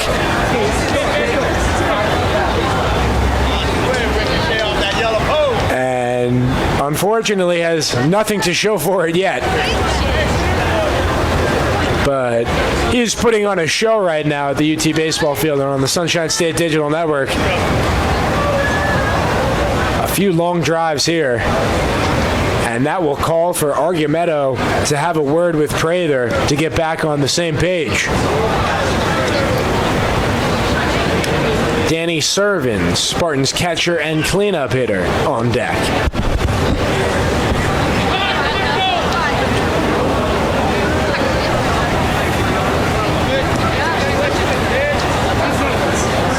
Aliwan back at the dish. He's ready. Prather's ready. And the 1-2 on its way. And it's the curveball, and he got him. What a pitch by Nicholas Prather. Just his first strikeout, but it comes at a monumental moment to get Alec Aliwan. And we will go to the 5th inning. 3-2 Spartans lead. We'll be back right after this. Nowadays, more and more people are on the go. We are all busy with work and family. Clean Eats has a solution. At every Clean Eats location, we have grab-and-go coolers that are packed full of freshly made breakfast, lunch, and dinner meals. Whether you are a soccer mom, business person, athlete, or just someone that does not have time to prepare your own meals, Clean Eats has you covered. Our grab-and-go cooler will always have a wide selection of meals to satisfy you. Each to-go meal is priced under $7 to make our food very affordable. Be sure to stop and try a to-go meal. Clean Eats. Welcome back, Connor Moore. Glad to have you with us. Through 4 innings, 3-2, Tampa Spartans over the Lynn Fighting Knights. And this has been an entertaining baseball game thus far, as Kevin Pimentel out for his 5th inning of work. He's thrown 57 pitches, surrendered 2 hits, 2 walks, has struck out 2. And aside from the 2-run home run by Byron Murphy in the 2nd inning, has pitched a stellar ball game. But now with the lead back on his shoulders, look for Pimentel to attack these Lynn hitters early in the count. In the 5th inning for Lynn, the batter is the second baseman, Tom Archer. Tom Archer leading off. He singled in the 2nd inning, his lone at-bat.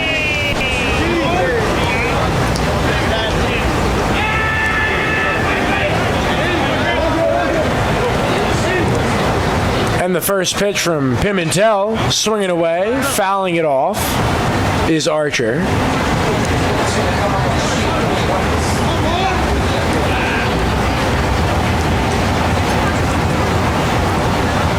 Oh, 1. Watch out, up and in. 1-1 the count.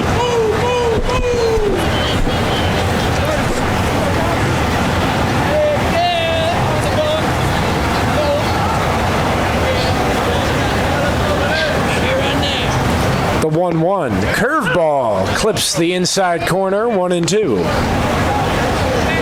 No movement right now in the Fighting Knight bullpen. However, there was a couple arms getting loose back in the bottom of the 4th inning, so not quite sure if we will see a pitching change or so, as Archer sends it. Oh, what a play.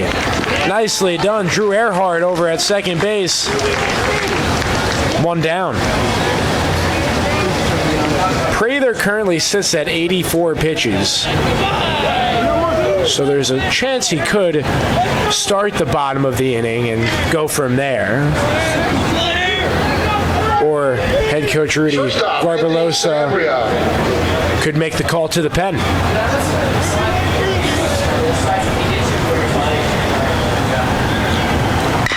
That one, chopped from Sanabria and up the middle for the 3rd hit of the game for Lynn.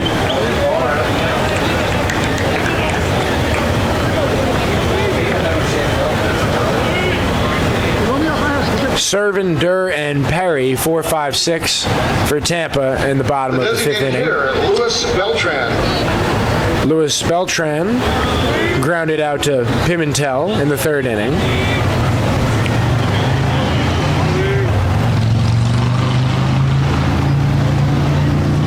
A flurry of clouds hovering over the UT baseball field. First pitch was the fastball from Pimentel. Buckley, the leadoff hitter, on deck. And Kevin's 0-1 off speed. 0-2. Pimentel in the driver's seat here.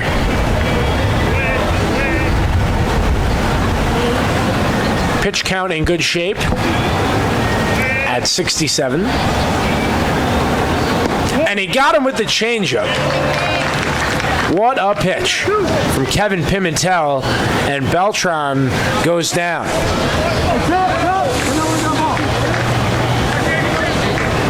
So back to the top of the lineup. James Buckley, right fielder, southpaw hitter. Popped out to Earhart and then grounded out to Perry in the 1st and 3rd inning.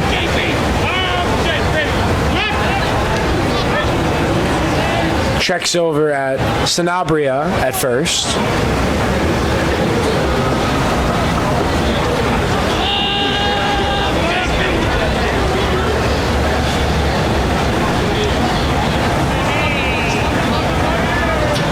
The pitch to Buckley.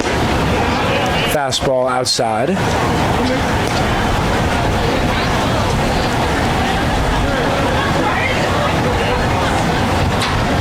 Spartans looking for their 10th conference win on the year, currently at 9-3, 23-6 overall. Buckley swinging away, gives it a drive, right center field and deep. On the track, and did he catch that? I think Sam Freitas made that catch. He did. Sam Freitas. Unbelievable.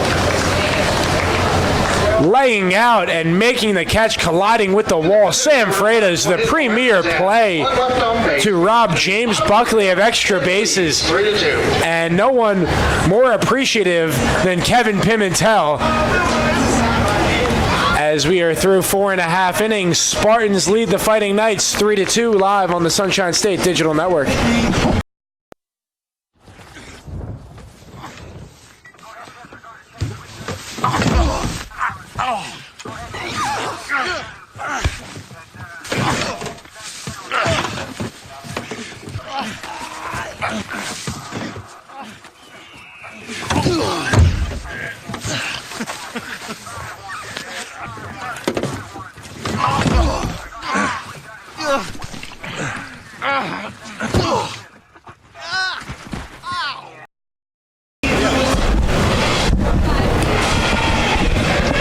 Welcome back to the Sunshine State Digital Network. Connor Moore, glad to have you with us. Jack Ike will be back shortly. And currently we sit at a 3-2 Tampa lead over Lynn. Sam Freitas made the play of the day just moments ago in right field. Was battling the wall off the James Buckley drive that would have most definitely been at least a double, likely a triple. But Sam Freitas making a defensive play that sparks the team. And now the cleanup hitter, Danny Servin, will be next to face Prather, who's still out there. Danny Servin. So, of course, we have 2 games tomorrow. Makes sense. Head coach Garbelosa wants to keep out Prather as Servin grounds out to Archer for the first out.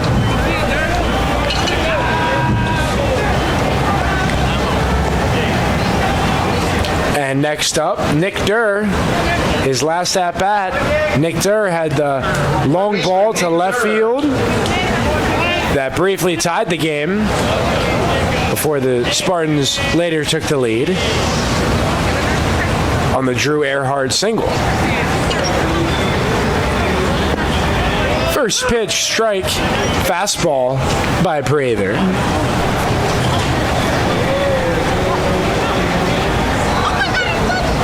Pitch number 87 coming up.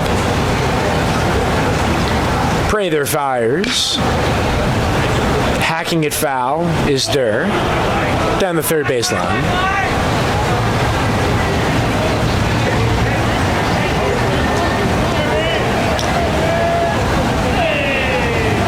Oh, 2 the count. Prather ahead on the Spartan third baseman. And he got him with the strikeout for the second K of the day for Nicholas Prather. Just a fabulous pitch, which might have been a hair or two off the outside corner, but too close to take for Durr, and that's the second strikeout of the game for the Fighting Knight ace. Cole Perry, nobody on and 2 down here in the bottom of the 5th inning. And the first pitch. Checks his swing, didn't matter. Was in there for a strike.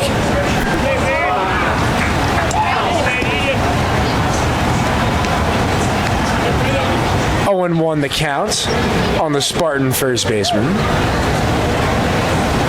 Lynn now 3 for 17 at the plate. Spartans 6 for 18. Both teams with 2 base on balls. 3 strikeouts for Lynn, 2 for Tampa. Each team with an extra base hit. Both teams 1 for 8 with runners on.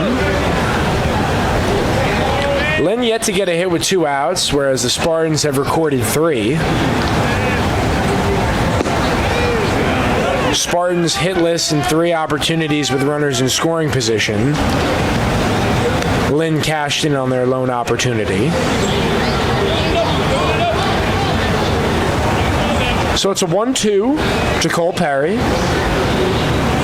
He flew out both times to Fontana. Sends it into shallow right field, making the play the second baseman Tom Archer, and it's a 1-2-3, bottom of the fifth inning for the Spartans. Coming to bat, Ojeda, Martinez, and Fontana for the Fighting Knights in the top of the sixth inning. You're watching live on the Sunshine State Digital Network. We'll be back right after this. Spartans in the fifth inning. We're at the end of 5. Tampa leads 3-2. Hey, here you go, Jack. We're more than just $7.99 large 2-topping pizza delivered. Hey, B, is this it? We're an end zone dance at your doorstep. No one out pizza.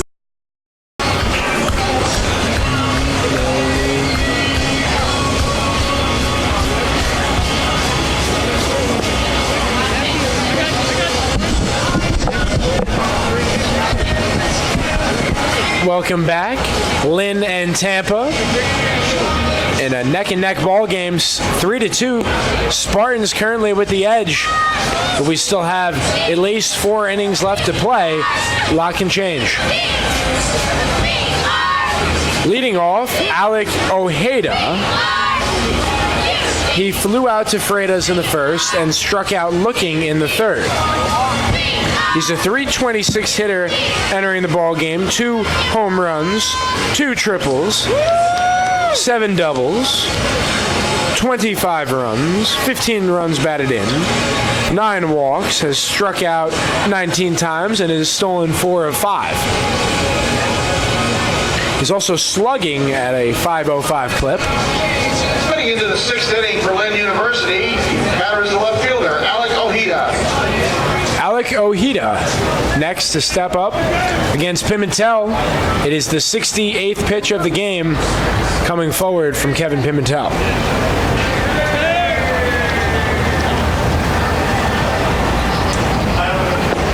First pitch, low.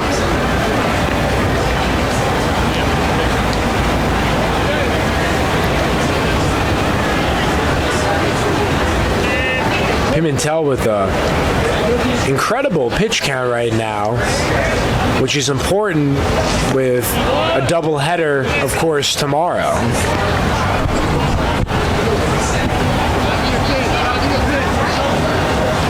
.2-0 the count on Ojeda. Pimentel delivers now 3-0. So we'll look to get back his command.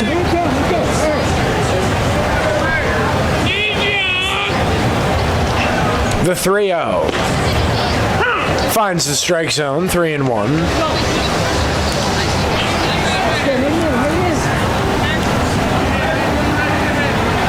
And the payoff. Ball 4, Ojeda on for the first time tonight. And now Alejandro Martinez, the first baseman for Lynn. The first baseman, Alejandro Martinez.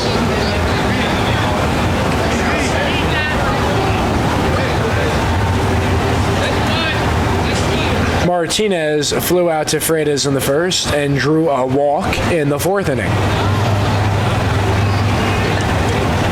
Part of the lineup up for Lynn as Pimentel misses on the first pitch. No action in the Spartan bullpen. And some slight stretching by a Lynn reliever over there in their bullpen. But now we see a Spartan making a run to the bullpen. Let's see who will be getting warmed up.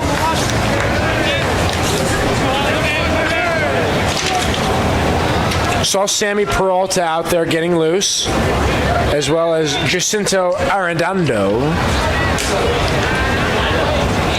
And Colton Widows as well joining them, so certainly an important game, as they all are. So the Spartans getting guys ready in case someone needs to relieve Pimentel, but that was a filthy off-speed pitch by Pimentel, and now ahead 1-2.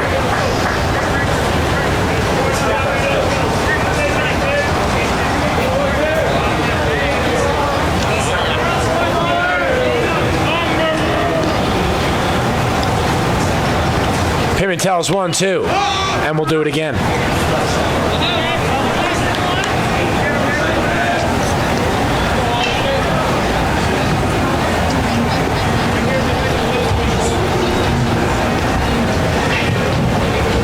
Be the 73rd pitch for Pimentel coming up. And the pitch misses low, 2-2.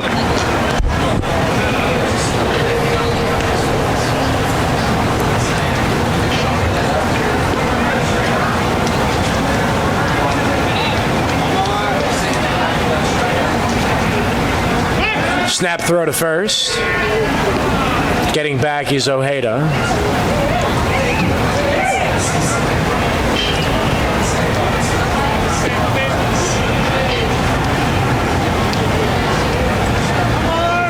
Seven, 8, 9. Freda's DeTringo Earhart due up for the Spartans in the bottom of the inning.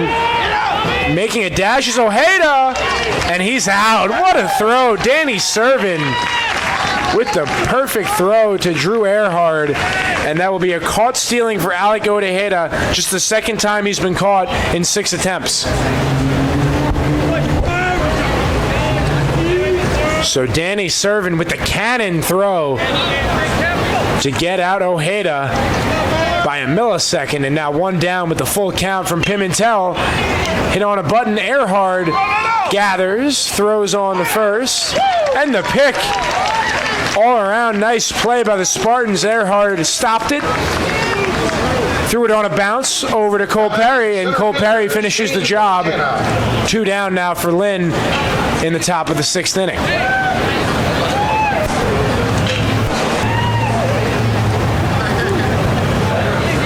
Shane Fontana walked in the 2nd, came around to score on the Byron Murray home run, and then flew out to Danny Blair in the 4th.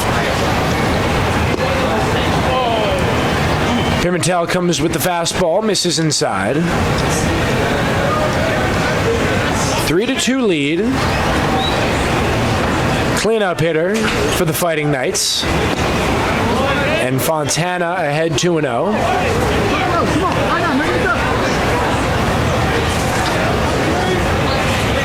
Pitch number 80 for Kevin Pimentel. The 2-0. Fouled off of his foot by Fontana.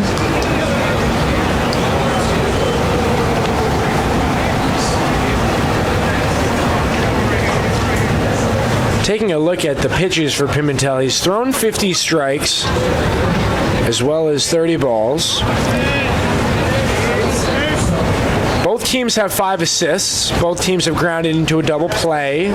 17 putouts for Tampa, 15 for Lynn. Cut on and missed. Goes with the high fastball, and expanding the strike zone is Shane Fontana. So Pimentel working back in the count. 2-2 with 2 outs. Top of the 6th inning. And the pitch from Pimentel, just getting a piece of it, is Fontana. Double action right now in the Spartan bullpen. Peralta Arredondo out there. Colton Widow is also stretching.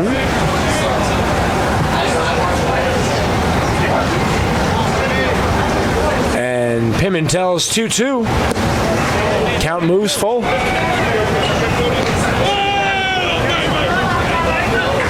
This could be the last inning for Pimentel. And the full count pitch. Pimentel loses Fontana, and now Argumedo will get in that bat here in the top of the 6th inning. And Coach Joe Urso moving around in the Spartan dugout will stay put for now. And we welcome back Jack Ike to the set. The burger was good. Yeah. Talking to Pat Bacon, the Spartan basketball player. He's working. You may not have noticed that because he was kind of reclined, but he's doing Snapchat for the game. All right, so Pat, keeping our Snapchatters posted on the score. not just a basketball player. Has a lot to offer to the Versatile. table. Yeah. 1-1 now on Argumedo.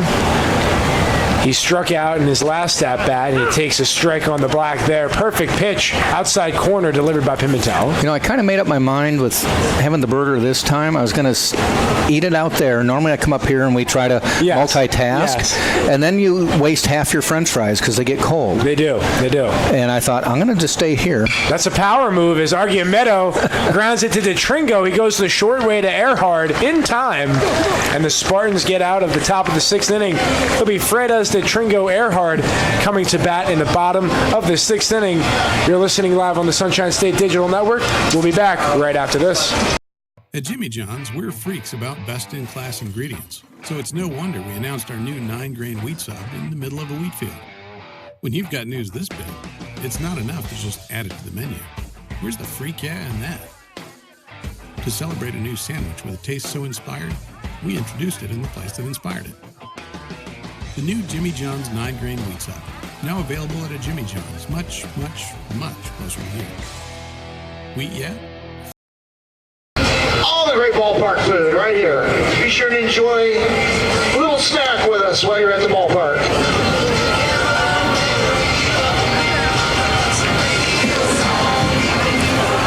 Welcome back to the UT baseball field, live on the Sunshine State Digital Network. And the Spartans, of course, retaking that lead. Jack, want to get your insight on the third run that was registered by the Spartans. It was a single by Drew Earhart. What a heady play by Joe Urso. Yes, but how about Sam Freitas with the wheels straight from first base on a ball not hit hard at all through the right side? You know, after it was all done, I mean, Joe Urso sent him home, and so he was obviously watching things. But the thing I didn't do is I didn't notice if the right fielder just kind of took his time, assuming there wasn't going to be a play. I didn't see if he actually did that or not, or it was just so shallow that Sam just kept motoring.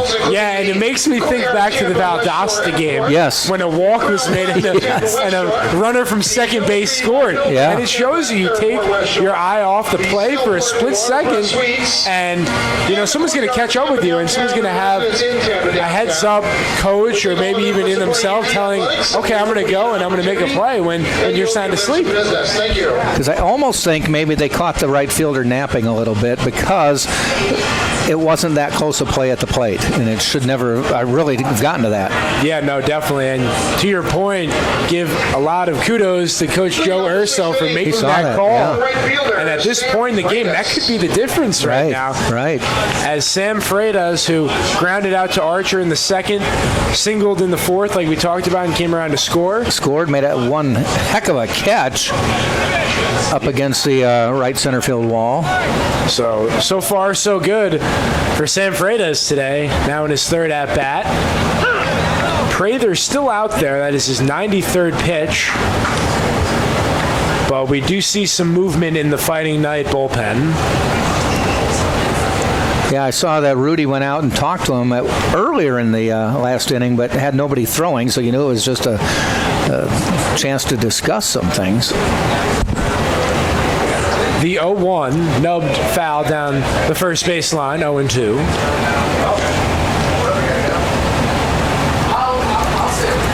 Jack, how about this, though? We see a couple players for Lynn right here getting a front row view of the game. Yeah. I see Misael Castillo. He is the pitcher for the middle game tomorrow, getting an idea of the field and gets probably a better view than the dugout does or the bullpen. I mean, typically the teams will send somebody with the radar gun to chart pitches. I probably have to ask Coach Joe if it's usually your next pitcher, your next day's pitcher.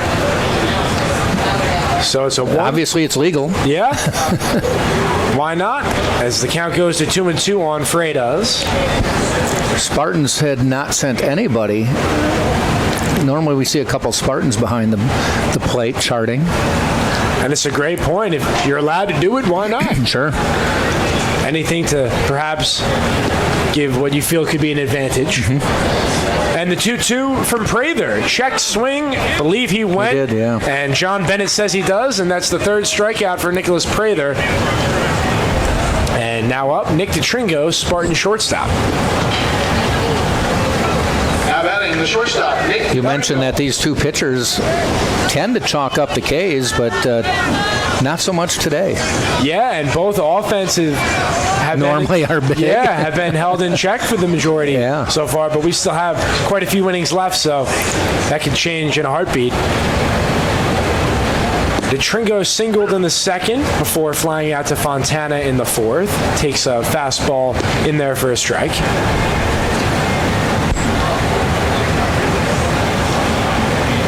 Defense playing back for Nick. The 0-1 from Prather. Misses with the fastball.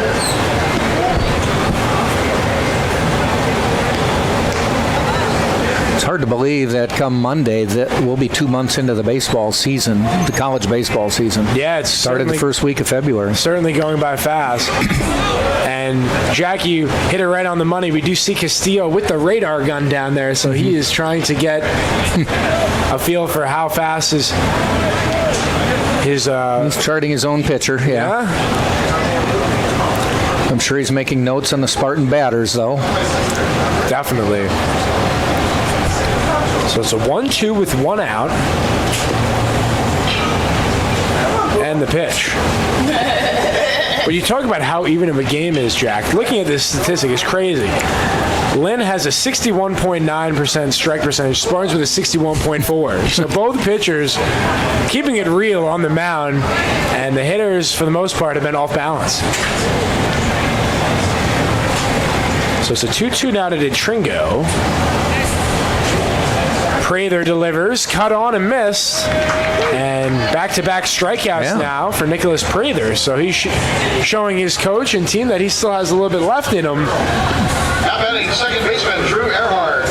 It'll be 6-7-8 for Lynn, Murray, Archer, and Sanabria in the top of the seventh inning. But Drew Earhart, he had that crazy RBI single in the fourth inning that, as of now, is the difference in the game. I would bet he was as surprised as anyone, because I saw him round the base looking to see if he should go to second. He was as surprised as anyone that the runner scored. Definitely. And he figured, hey, okay, we got runners in the corners. Oh, what? And where we stand now, the Spartans need to record 9 outs. We, of course, know how loaded that bullpen is. We see many heads over there getting loose, so Coach Joe Urso can push many different buttons. As that one is served on over, Archer dives, makes the throw on to Martinez, and it's a 1-2-3 bottom of the sixth inning. As we go to the seventh inning, I'll pass it back on to Jack, and we'll be back right after this.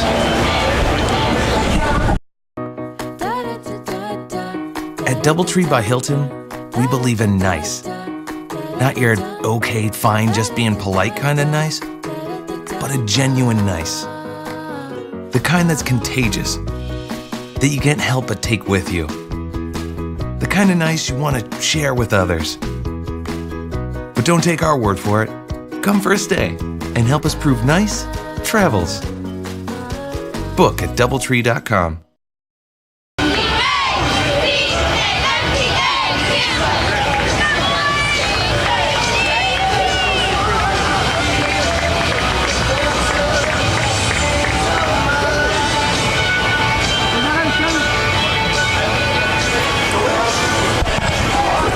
Top of the seventh we go. Spartans changing pitchers and bringing in number 18, Sammy Peralta, a junior from Orlando, Florida. Played a couple years at Palm Beach State College. The new pitcher, so the book is closed on Kevin Pimentel, and he leaves with a 3-2 lead. And the book,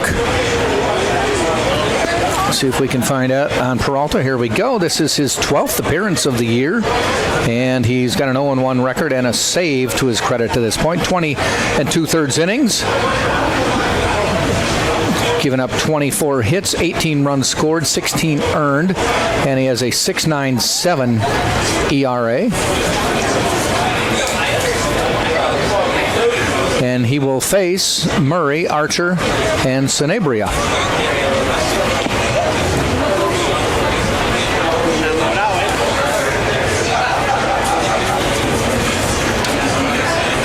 Peralta, a lefty.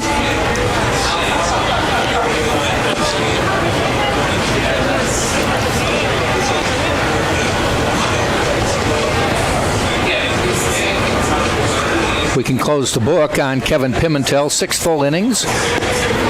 Gave up just 3 hits, 2 runs. They were both earned on a home run by Byron Murray back in the second on a 3-2 pitch.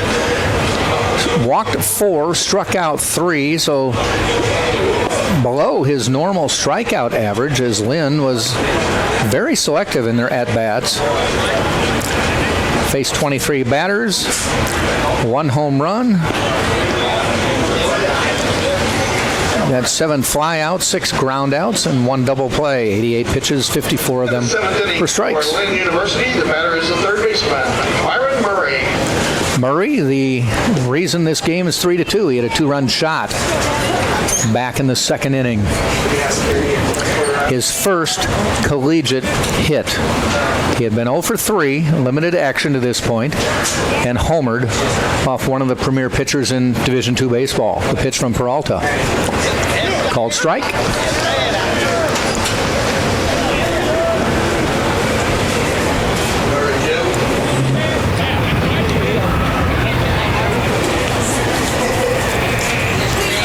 The 0-1 from Peralta.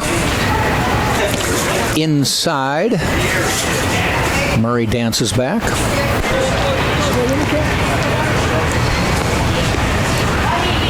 Sunset here in Tampa. The stadium lights taking over. Shadows are gone from the sun.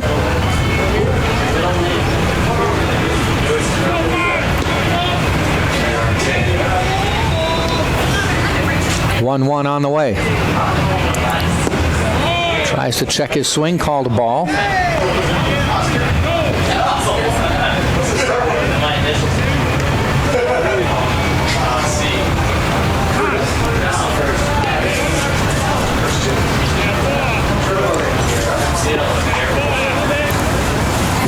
Peralta's ready.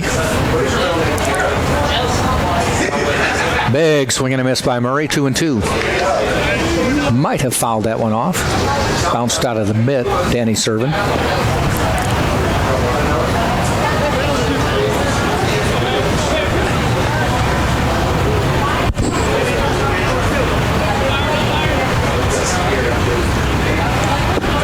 And he skips his way away from that one. Full count, 3-2 on Murray.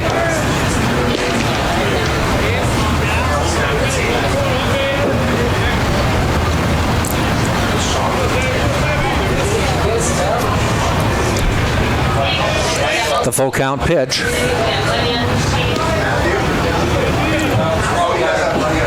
Inside, he walked him. So the first batter Peralta faces is a walk. That won't win you any points with your coach, especially with a 3-2 lead. We saw this against Valdosta State about 10 days ago. Second baseman, The Archer. relievers just weren't throwing strikes. And when the bats are a little quiet, you need the pitching to be sharp. Archer to the plate now. He is singled, grounded out, made contact twice. Shows bunt inside. Peralta's been inside on at least 3/4 of his pitches. And a mound visit from Danny Servin and Sam Militello.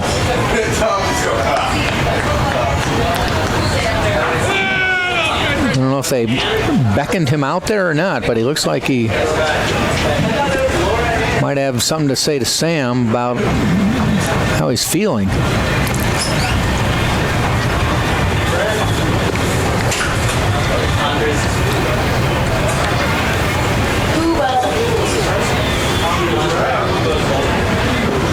Letting him have a little bit of a talk. Now they break it up before the umpire even had a chance to get out there.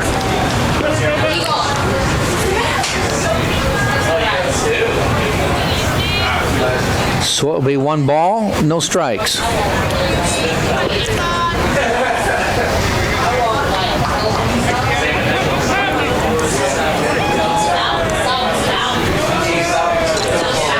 In the stretch, shows bunt, called strike. Peralta can bring it, no doubt about that. Just got to bring it for strikes. 1-1 now the count.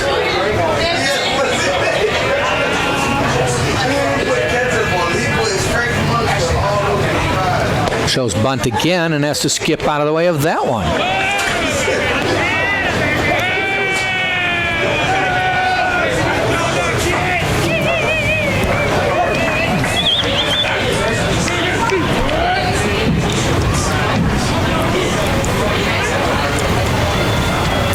Two balls, one strike. Murray leads off the pitch. It shows bunt, fouls it off. So now 2-2. More than likely takes the bunt away.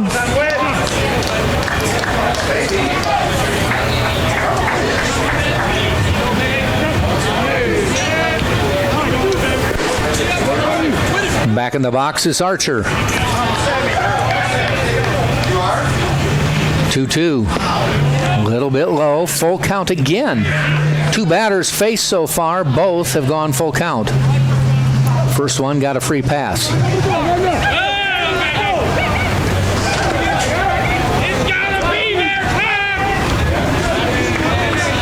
Long look. And the pitch. Fouled off. We'll do it again.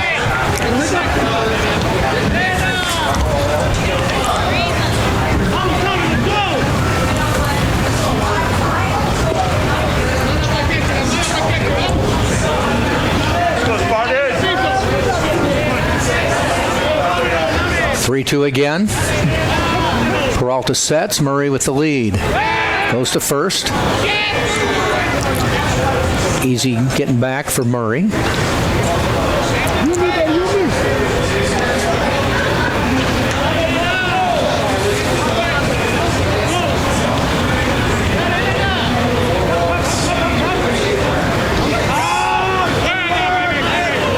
And the pitch. Fly ball heading out towards center field.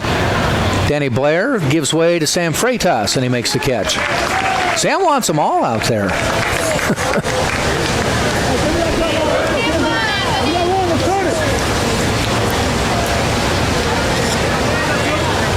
Shorter ones to right center are a little bit easier for Sam because he's not playing as deep as Danny Blair in center, so much shorter run, even though it looks like he's coming over a long way.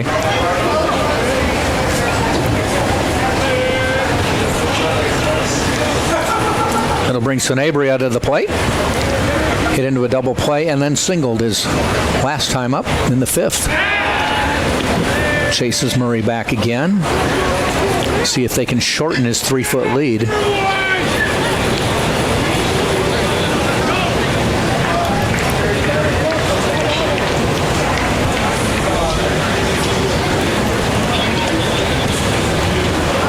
So the first pitch. Swing and a miss. Big healthy cut there by Sanabria. I was looking at Murray leading off of first. He doesn't take a big lead, but when he gets the lead, he puts his weight on his left foot, which is his foot closest to first base, and he's leaning back toward first. So he's kind of taking his momentum away if he runs.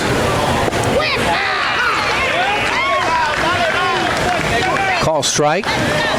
No balls, 2 strikes now with 1 out. Top of the 7th.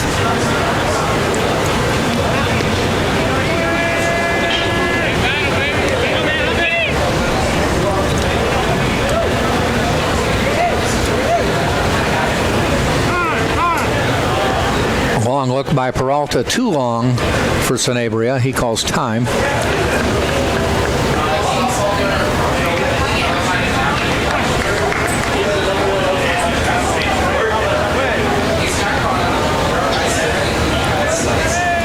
In the stretch, he's ready. Swing and a miss. Struck him out in 3 pitches. 2 down here in the 7th.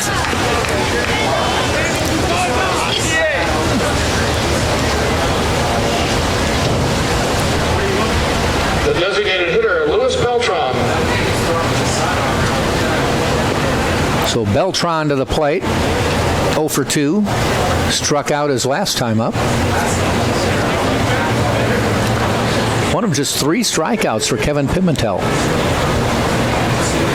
Not often he will walk more than he strikes out.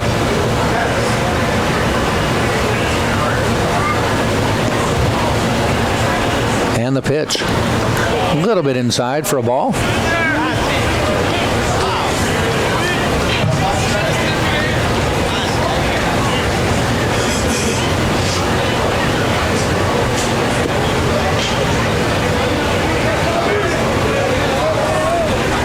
And the 1-0. A little bit low, 2-0.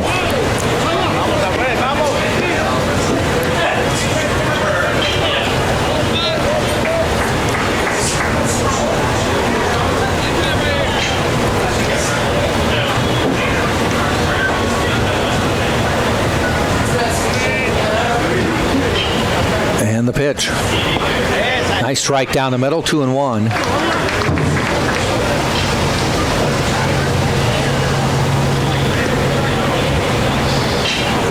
Doubleheader tomorrow, starting at 1. Second game scheduled for 4. It never does.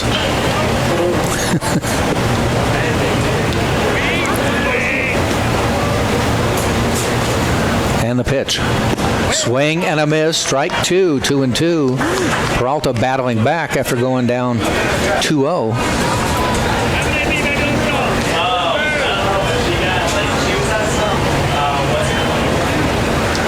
So 2-2 count with 2 out here in the top of the 7th. Peralta ready.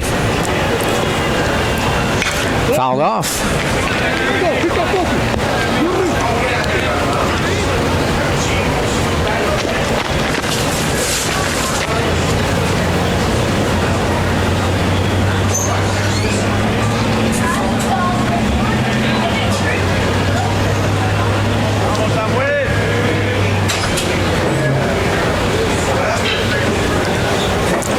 Another long look by Peralta. We do the 2-2 again. Fouled off again.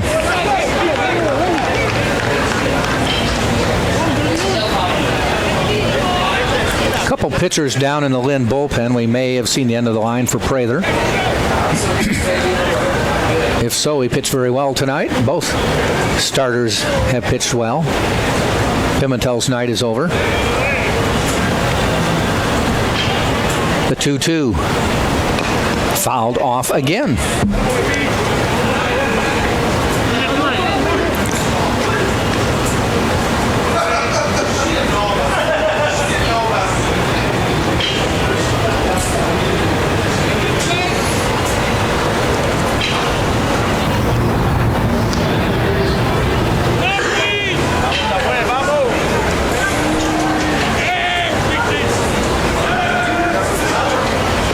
Peralta's ready, fires the 2-2 again, and this is inside. Was waiting for that arm to come up. Chamberlain wouldn't do it. So we go full. Third batter this inning with a full count. 1 walked, 1 struck out. We'll break the tie here. Swing and a miss to end the inning. So Peralta threw a fair amount of pitches. 3 batters going 3-2. 1 got on base, but that's as far as he got. So no runs, no hits, no errors. 1 walk. We played 6.5, and it is still Tampa 3, Lynn 2. Coming to bat will be the top of the order. Torrealba, Blair, and Aliwine right here on TampaSpartans.tv. The 7th inning stretch is stuck up on us. It's time to get up. Sing along.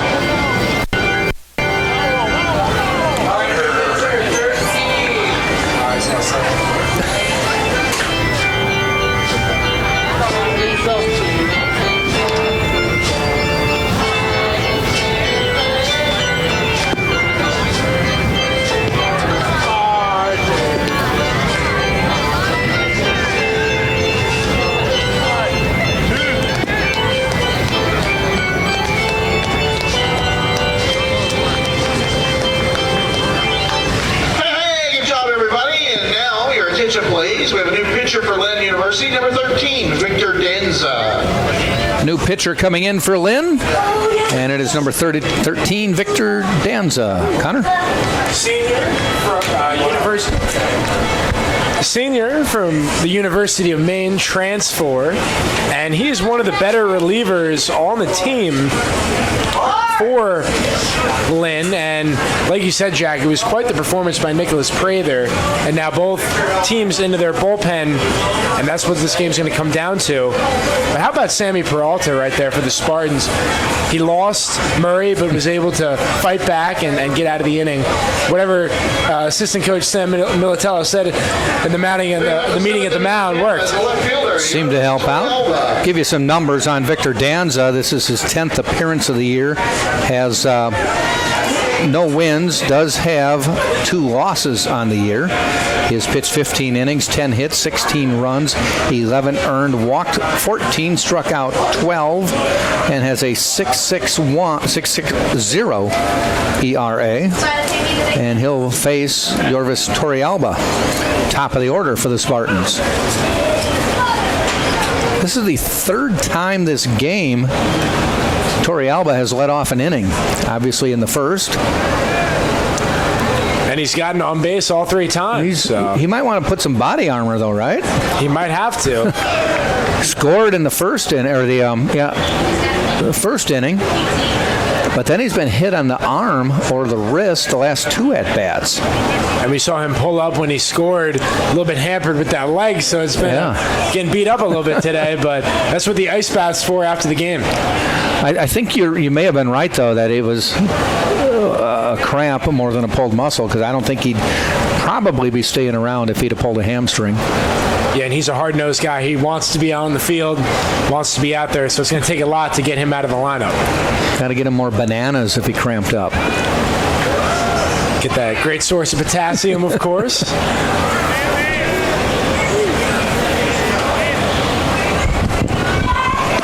Ball high, 2-2. Spartans have doubled Lynn in the hit category. Both teams are 22 at-bats, 6 hits for Tampa, 3 for the Fighting Knights. That's not a lot of hits for either team. I mean, 3 is not a lot anyway, but both these teams are capable of double-digit hits every game. Inside.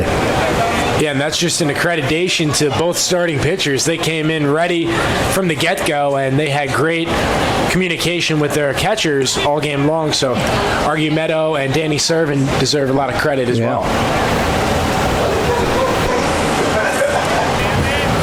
3-2 count. Got used to that in the top of the 7th. We'll do it in the bottom of the 7th. And it's hit down the line. Does it stay fair? No. Baby, go!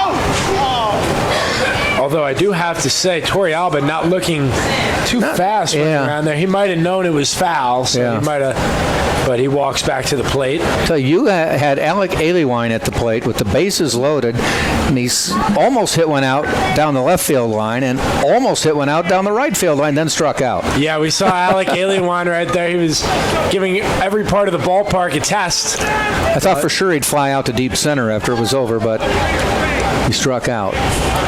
3-2 pitch again. In the dirt, he gets the walk. So he's been on base every time. He's trying to thank you and get on base without being hit. Now batting the center fielder, Danny Blair. Brings Danny Blair to the plate for the Spartans. Danny's gotten used to this, having Torrealba on, and Torrealba, they're going to run for him, so maybe they finally said, let's not take a chance. Yeah, like the decision will be Stephen Smith, the senior from Trenton, Florida, coming in to pinch run. Stephen Smith, a good base stealer last year for the Spartans, and a good outfielder as well. Started most of last season. Blair, lefty at the plate. Shows bunt, went around, strike called. And now decisions to be made for the Spartans, of course, need 6 outs. Who to call on? Expect probably Tyler Beck to get the 9th inning call, but you have I'm wondering if Peralta just does 1 inning and now the change, If you have this 8th inning situation to set up, of course, Beck potentially for the close. Nobody throwing in the bullpen, so that either means they're not making a change or they're ready. Yeah, they've been warming up now for a couple innings now, so they could very well be good to go if called on. Yeah.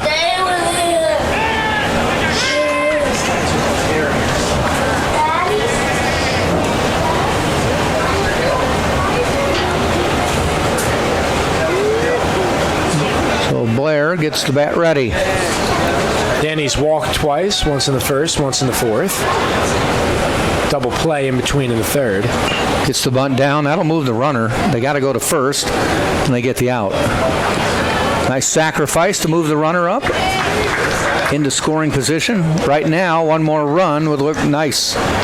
Yeah, and Alec Aliwan, who better to get the chance? This man is... He could make it 5-3 or 5-2 with one little swing. Yeah, if you're a Tampa fan, just wanted to see him swing the bat, and wherever it lands, it lands. Yeah. I know the one down right field line was oh so close. I couldn't tell how close the left field one was. I think it was 4 or 5 feet foul, but had everybody ready. I was trying to lean in and listen to you do a grand slam call, but you didn't get it. Would have been great, and no one would have wanted more than Alec. He deserved it, but sometimes you just hit in the wrong spot, and then, of course, with the strikeout ensuing, he can get a little payback, though, right now here. Bottom of the 7th inning. First pitch was a ball. 1 out, bottom of the 7th, Tampa 3, Lynn 2.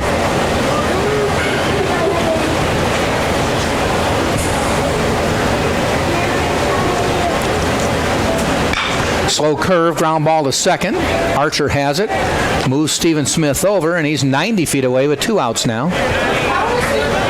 So some added pressure on the backstop Argumedo, and as well as the pitcher Danza cannot allow anything to escape and get to the backstop because Stephen Smith runs so well over at third. Yep.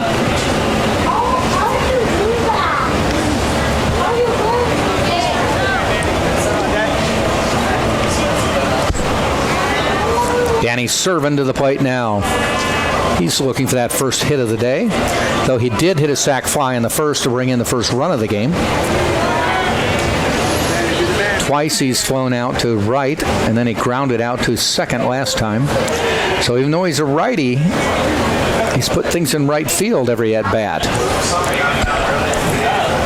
Doesn't matter where you hit him. Versatile player, takes up and in. Jack, a statistic I want to talk about: advancement opportunities. Mm-hmm. Today, Lynn is that on there? Yeah, today's Lynn is 1 for 12, but the Spartans are 7 for 13. So they've gotten the runners over, and they haven't exactly maximized all the opportunities, but they do have the lead. So those do play a big factor in close games like these. Call strike.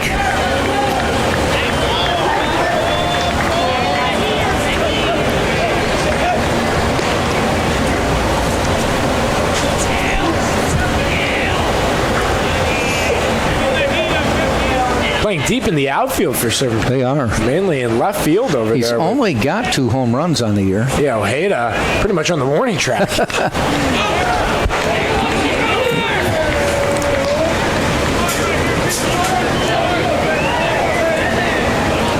And you mentioned no one getting up in the bullpen. We do see Tyler Beck now getting loose, but we have 4 other relievers. I don't know if they're waiting for a penalty kick. Yeah. I think. They are not missing anything of this game. This is intensity. But Tyler Beck getting ready in case there's a save opportunity. It's like a soccer line there. Fouled off. 1 ball, 2 strikes.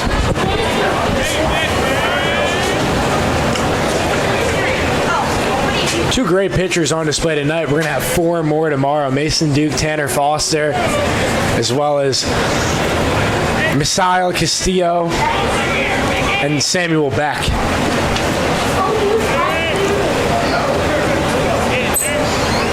And the pitch.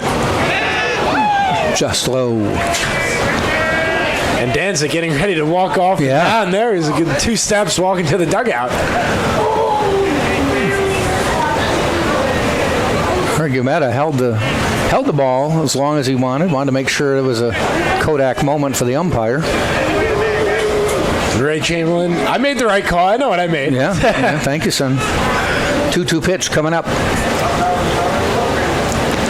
And that one gets away. That's going to score Stephen Smith. And he does not score Stephen Smith because that was a drop third strike. Yeah, unfortunately, I think Servin did go around. He tried to check the swing, and you saw Ray Chamberlain give the strike sign. So heads-up play by Argumeta, knowing he had the out at first. Yeah, he had to do it. So Spartans do not score. We have played 7 full. Still 3-2 Tampa right here on TampaSpartans.tv. This is the University of Tampa.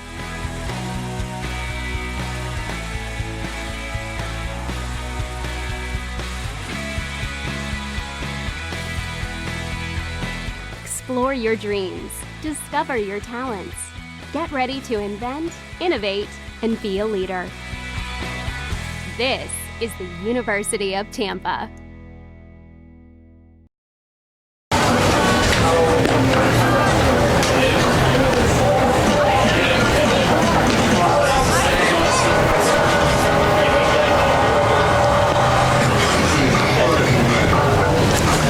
So to the top of the 8th we go. It's going to be the top of the order with Buckley, Ojeda, and Martinez, and a change of pitchers for the Spartans. So to start the 8th inning, it's going to be Tyler Beck for Tampa. Beck is a senior. This is appearance number 10 on the season. Has a 0-1 record and does have a save. Has given up 13 runs, 8 hits. I take that back, 13 hits, 8 runs, 4 earned, 7 walks, 24 strikeouts, and a solid 1.83 ERA.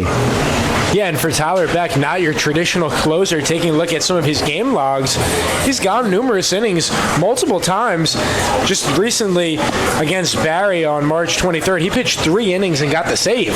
So Tyler Beck certainly brings a flexible reliever out here that can pitch several innings if called upon, but ideally for the Spartans, it's get 6 outs and get the save. Yeah. Probably depends on how efficient he is here in the 8th.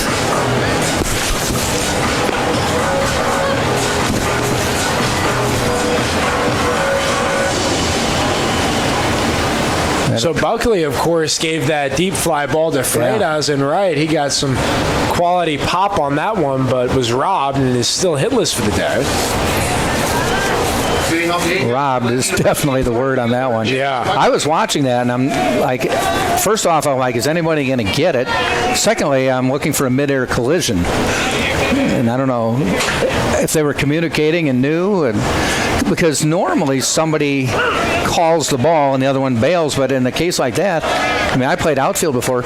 You don't know if you're going to get it, and he doesn't know if he's going to get it, so nobody ever calls it. And John Bennett, the first base umpire, had the same reaction that I had. Did he catch that? It took a second to see, oh, wow, he actually came away with that in his glove. Yeah, that's a catch.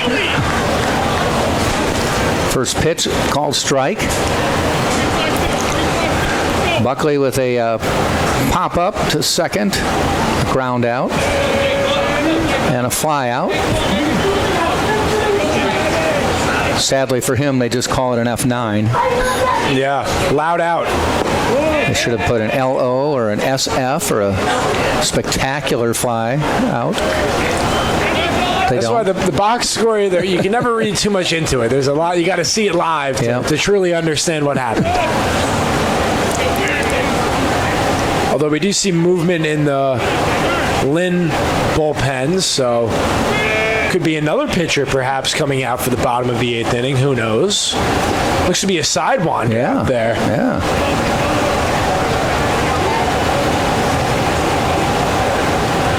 1-2 pitch.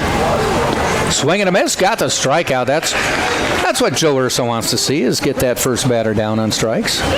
Looking good. Don't mess with him. And Beck has emerged as the Spartans' top reliever, hands down. His ERA and ability has proven that. And how he has been able to close out games so effectively really stands out.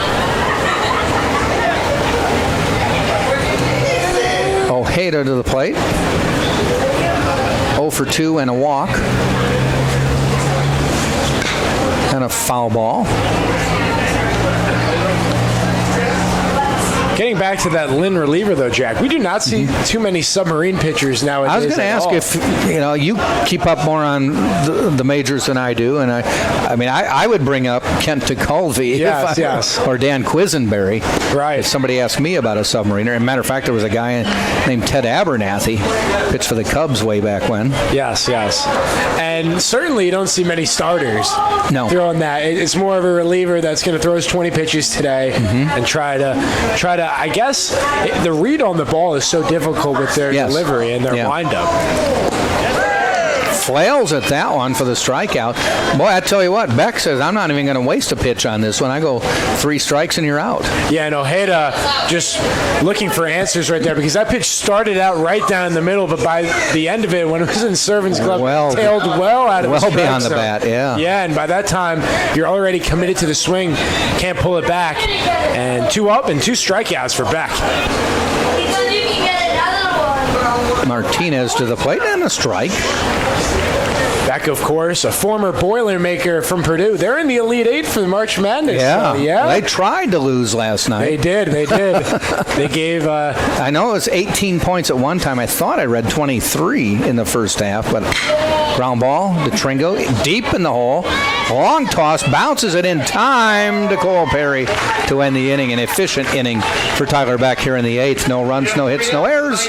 We go to the bottom of the 8th, and the Spartans clinging to that 3-2 lead right here on the Sunshine State Digital Network. Enjoyed working with you tonight, and they've been keeping an eye on things, and they have selected our fan.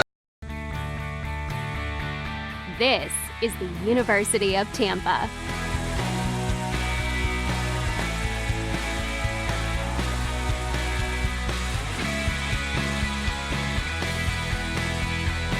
Explore your dreams. Discover your talents. Get ready to invent, innovate, and be a leader. This is the University of Tampa.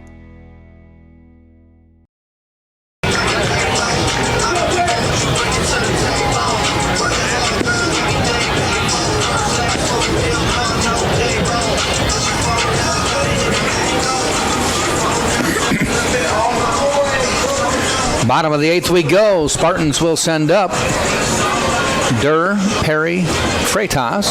It's 5, 6, 7. Victor Danza on the hill for his second inning. And Jack, a key stat that stands out today, Lynn's still looking for their first hit with 2 outs. Spartans have already had 3 of those, and 2 of them have been run-driving hits. So it's impressive that the Spartans, with their backs up against the wall, able to stay dialed in at the plate, follow through, and produce.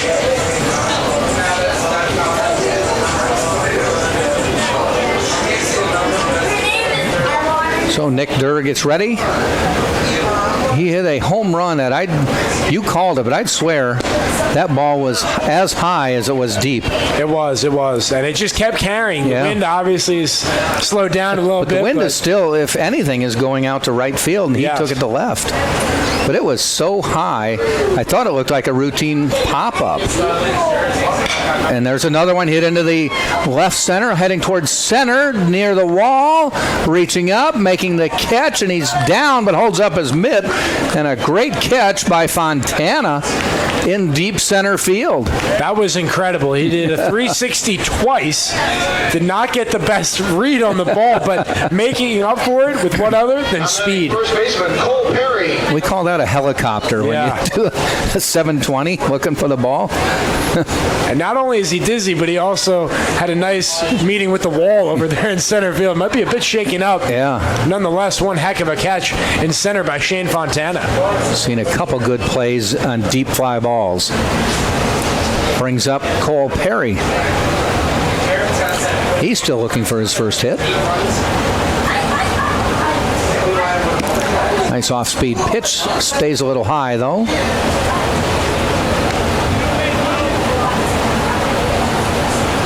In the ninth, it's going to be the heart of the order, 4, 5, 6 for Lynn,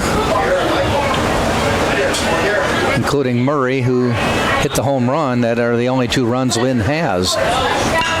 Check swing, hit down toward the Lynn bullpen, scatters a few players. Ball comes bounding back onto the field. Just shows the strength of Cole Perry right there. He didn't even swing a third of the way, and that one went halfway down the right field line.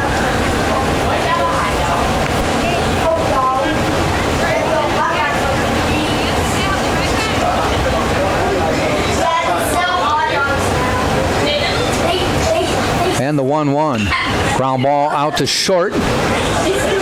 Sanabria across. Got him. 2 out. Alejandro Martinez with the pick. Not easy, but he made it look like it. So 2 down for the Spartans, and it will bring up Sam Freitas. He's got a base hit to sandwich between a ground out and a strikeout.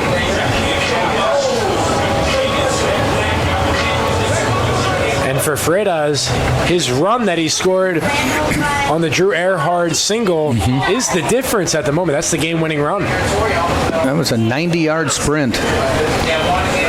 And who would have thought when it happened at the time, it was only in the bottom of the 4th inning, that would be the end of the offense for now.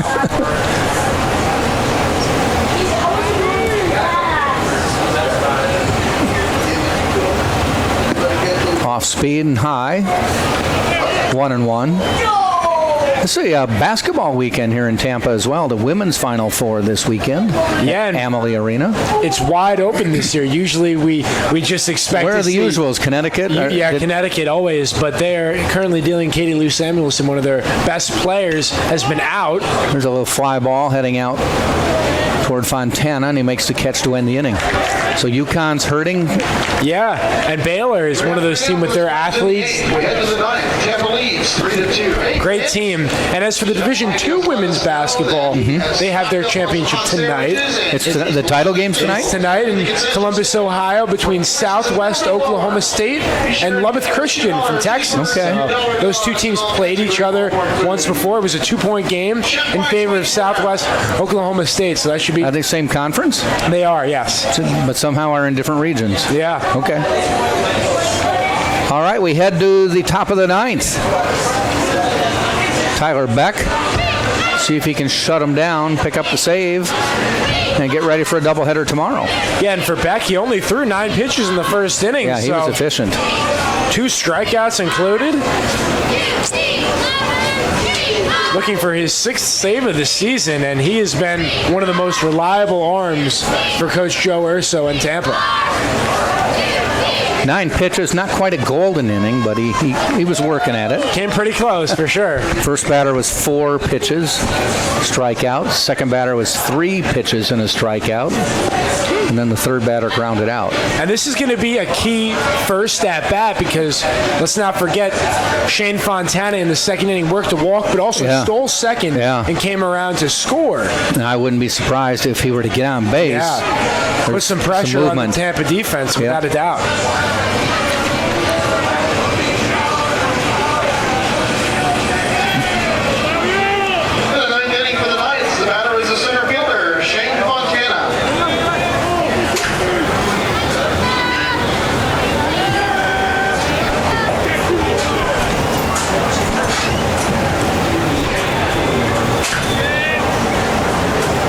First pitch from Beck. And he stays efficient, pounding the strike zone. And if I'm a hitter, I do not want to face Tyler Beck out of the bullpen. He throws extremely hard, has exceptional movement, and when everything is clicking, nearly unhittable. And when he misses, like he did there, it's not by much. And with a guy like that who throws as hard as he does, even when he does miss it. And foul. Wow, that was close. Hopped near the bag. Bounce foul, though. And to finish the point, when contact is made against Beck, usually it's not hit too hard. Right.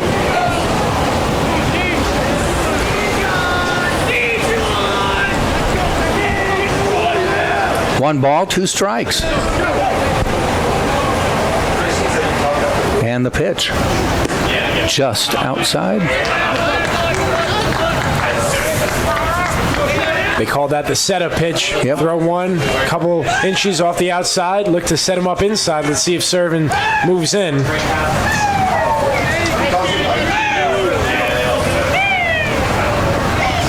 Does, but low. Beck doesn't waste time. Peralta took his time. Yes. Beck's got the ball in his hands. He's ready to pitch. Give me the sign. Let's go. And he does. 3-2 pitch. Popped up. Playable. That's Stephen Smith in left field. Waits and makes the catch. Fontana just got a bit jammed, and as a result, could only loft it into left field. The catcher, Joe Argumando. Number 5 hitter, Argumando. 0 for 3 today. Entered the game a .320 hitter.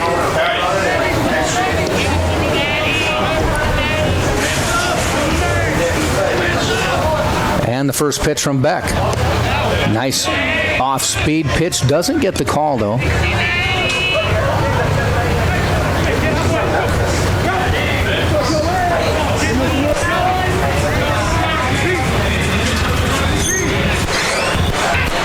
.1-0, popped up, foul. Out of play. Hits high up off the screen, drops into the Spartan bullpen. And we always talk about the screen. I wonder if the screen was not there. Stephen Smith goes... He was close. Yeah, maybe jumps over the pillar out there. Yeah, reaches up. Vintage Derek Jeter play over there, diving into the stands. It's about a 90-foot screen encircling this ballpark because we've got a couple heavily traveled roads down the left field and right field lines. So they're trying to hold it in somehow. The pitch. Fouled off. Right field side. Off the screen. And the opposing bullpen is always warned because you see that backup catcher there almost took a foul ball. Be ready because they'll come back.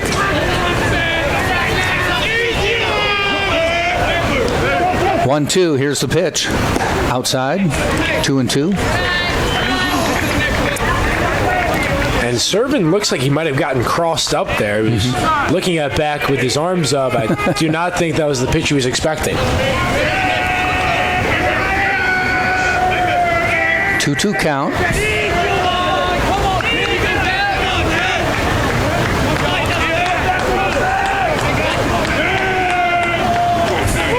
And he fires.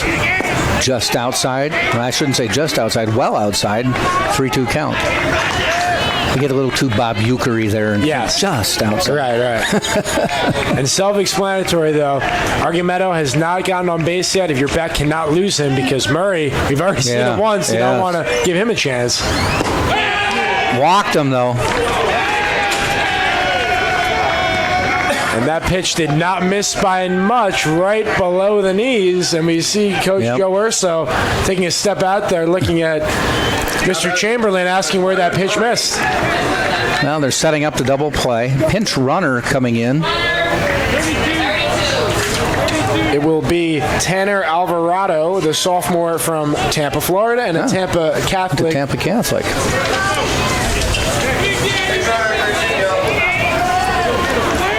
Byron Murray to the plate.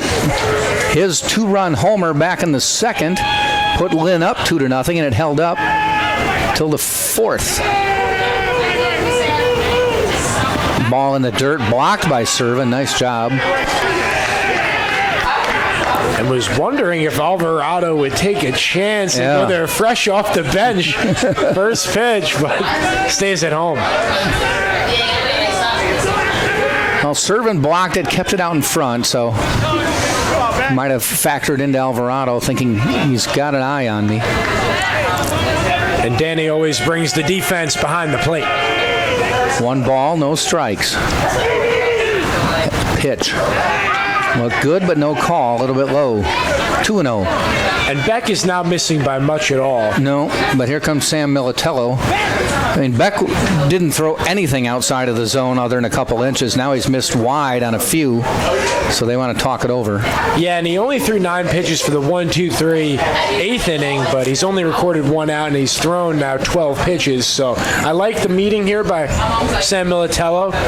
Calm the storm down. 2 outs away from the promised land.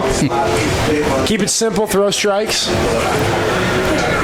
But for Byron Murray, what a coming out party. His first hit, not only a home run against the number 1 team. So he's got to be excited to be back up. He would be the go-ahead run, and what better time than the 9th inning for this young man from the Bahamas.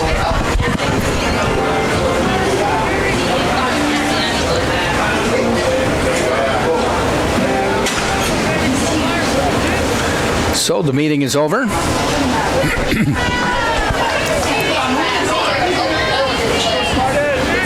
2-0 count. 1 out, man on, a 3-2 Tampa lead, but Lynn at the plate. Foul back. Good cut by Murray. Tough pitch and an even better swing. Spartans fortunate that Murray was a bit under that and just fouled it off. 2-1 pitch.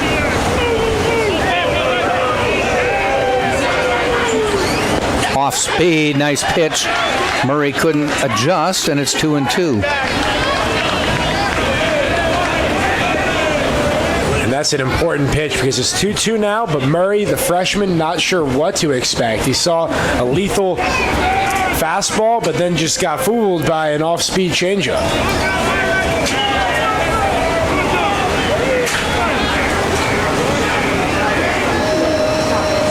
Beck sets. The 2-2. In the dirt, blocked. Alvarado stays. Full count. Tom Archer is on deck, second baseman for the Fighting Knights. Is 1 for 3 today.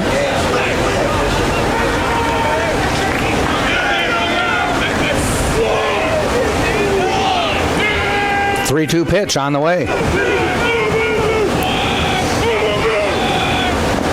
In the dirty, walked him, so the tying run trots down to second. The lead run over to first. Tom Archer coming to the plate. Well, it's getting interesting here at the UT baseball field. The second baseman, Tom Archer. And now, how about 7 walks mustered out by Lynn today? They only had 3 hits, but 7 walks, that's good for base runners. Pimentel was 4 walks, 3 Ks, and he's normally like 9 Ks, 2 walks. And Lynn is 1 for 1 with runners in scoring position, so their second chance now. But Tyler Beck standing in the way.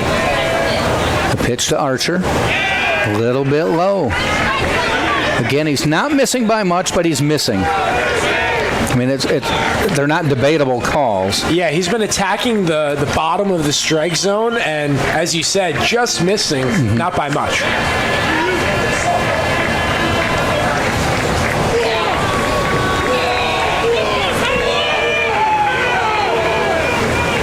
The pitch. That one missed by a little bit more, though. 2-0.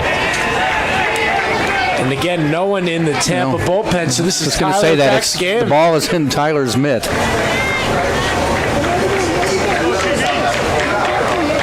It's never easy being a closer. The 9th inning is full of drama.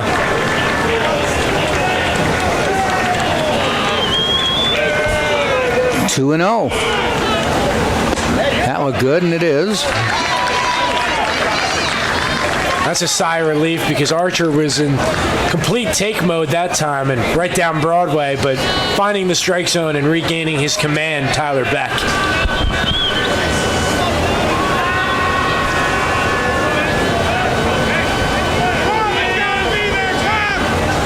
2-1 pitch. Fouled off, 2-2.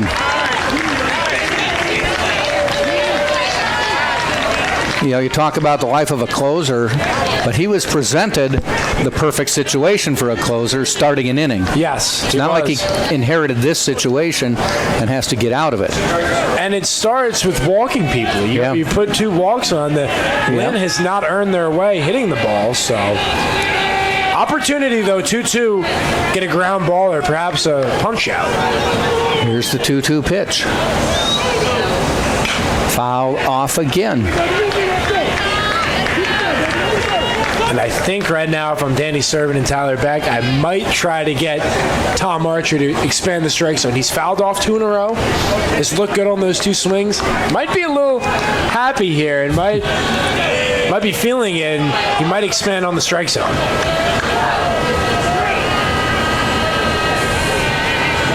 The 2-2.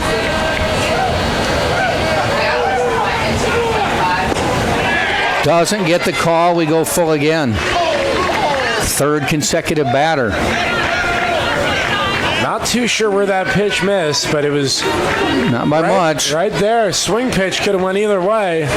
Good job, though, by Archer to not be tempted by it. Here we are in crunch time.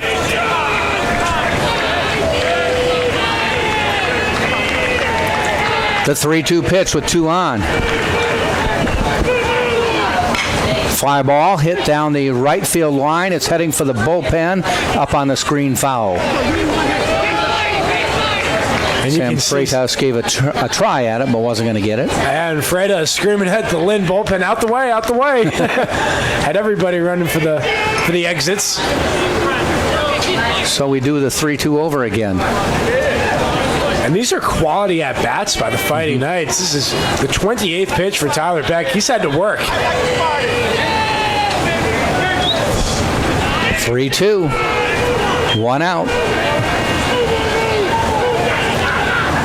Ground ball heading out to DeTringo. Could be 2. Earhart, the relay, beat it out. We got runners on the corners. 2 outs now. So he got the ground ball, however, it was not hit hard enough. Yeah, it took about 3 or 4 hops before it even got there. The good thing is the lead run did not get to second. So how about the situation for Anthony Sanabria, the sophomore from Jaleo, Florida? Runners on the corners, 2 outs. He's the last hope right now for Lynn. Tying run, 90 feet away. But they did keep the lead run from getting to second. And the Fighting Knights still looking for their first hit tonight with 2 outs. Well, they've only got 3, so they haven't seen too many situations. First pitch to Sanabria. Nice pitch, call strike. Spartan fans roar their approval on that one. They know what time it is. Beautiful curveball by Tyler Beck. Had Sanabria frozen on that pitch.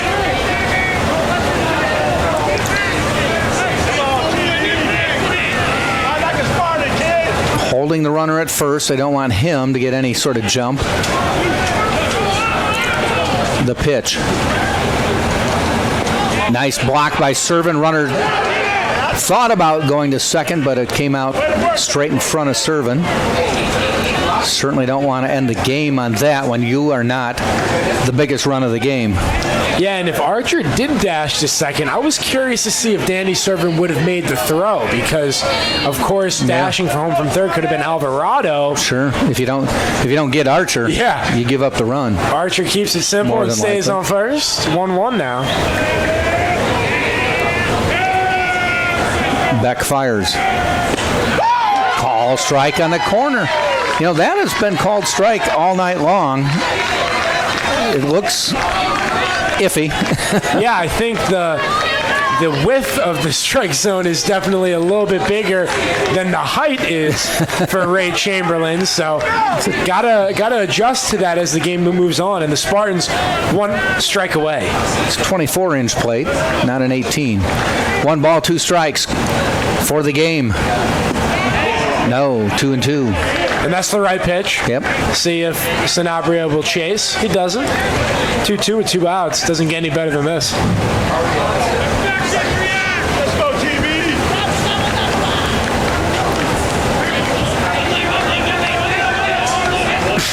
So the 2-2 pitch, 2 out, 2 on. Beck wins it for the Spartans. Strike 3 call, and Tyler Beck takes down Sanabria to win the game for Tampa. And how about that pitch? The cut fastball, it starts off the plate and works its way to hit the corner. Danny Servant takes it from there. Spartans get the win. You know, we talked about just like 2 pitches earlier, whether those were strikes. That was a strike. It was. Yeah, that was not a and Sanabria knew it, absolutely. Yep. Nice pitch. Tyler Beck, he gets the save for the Spartans. Tampa wins it. 3-2 is the final. For Tampa, 3 runs, 6 hits, 1 error.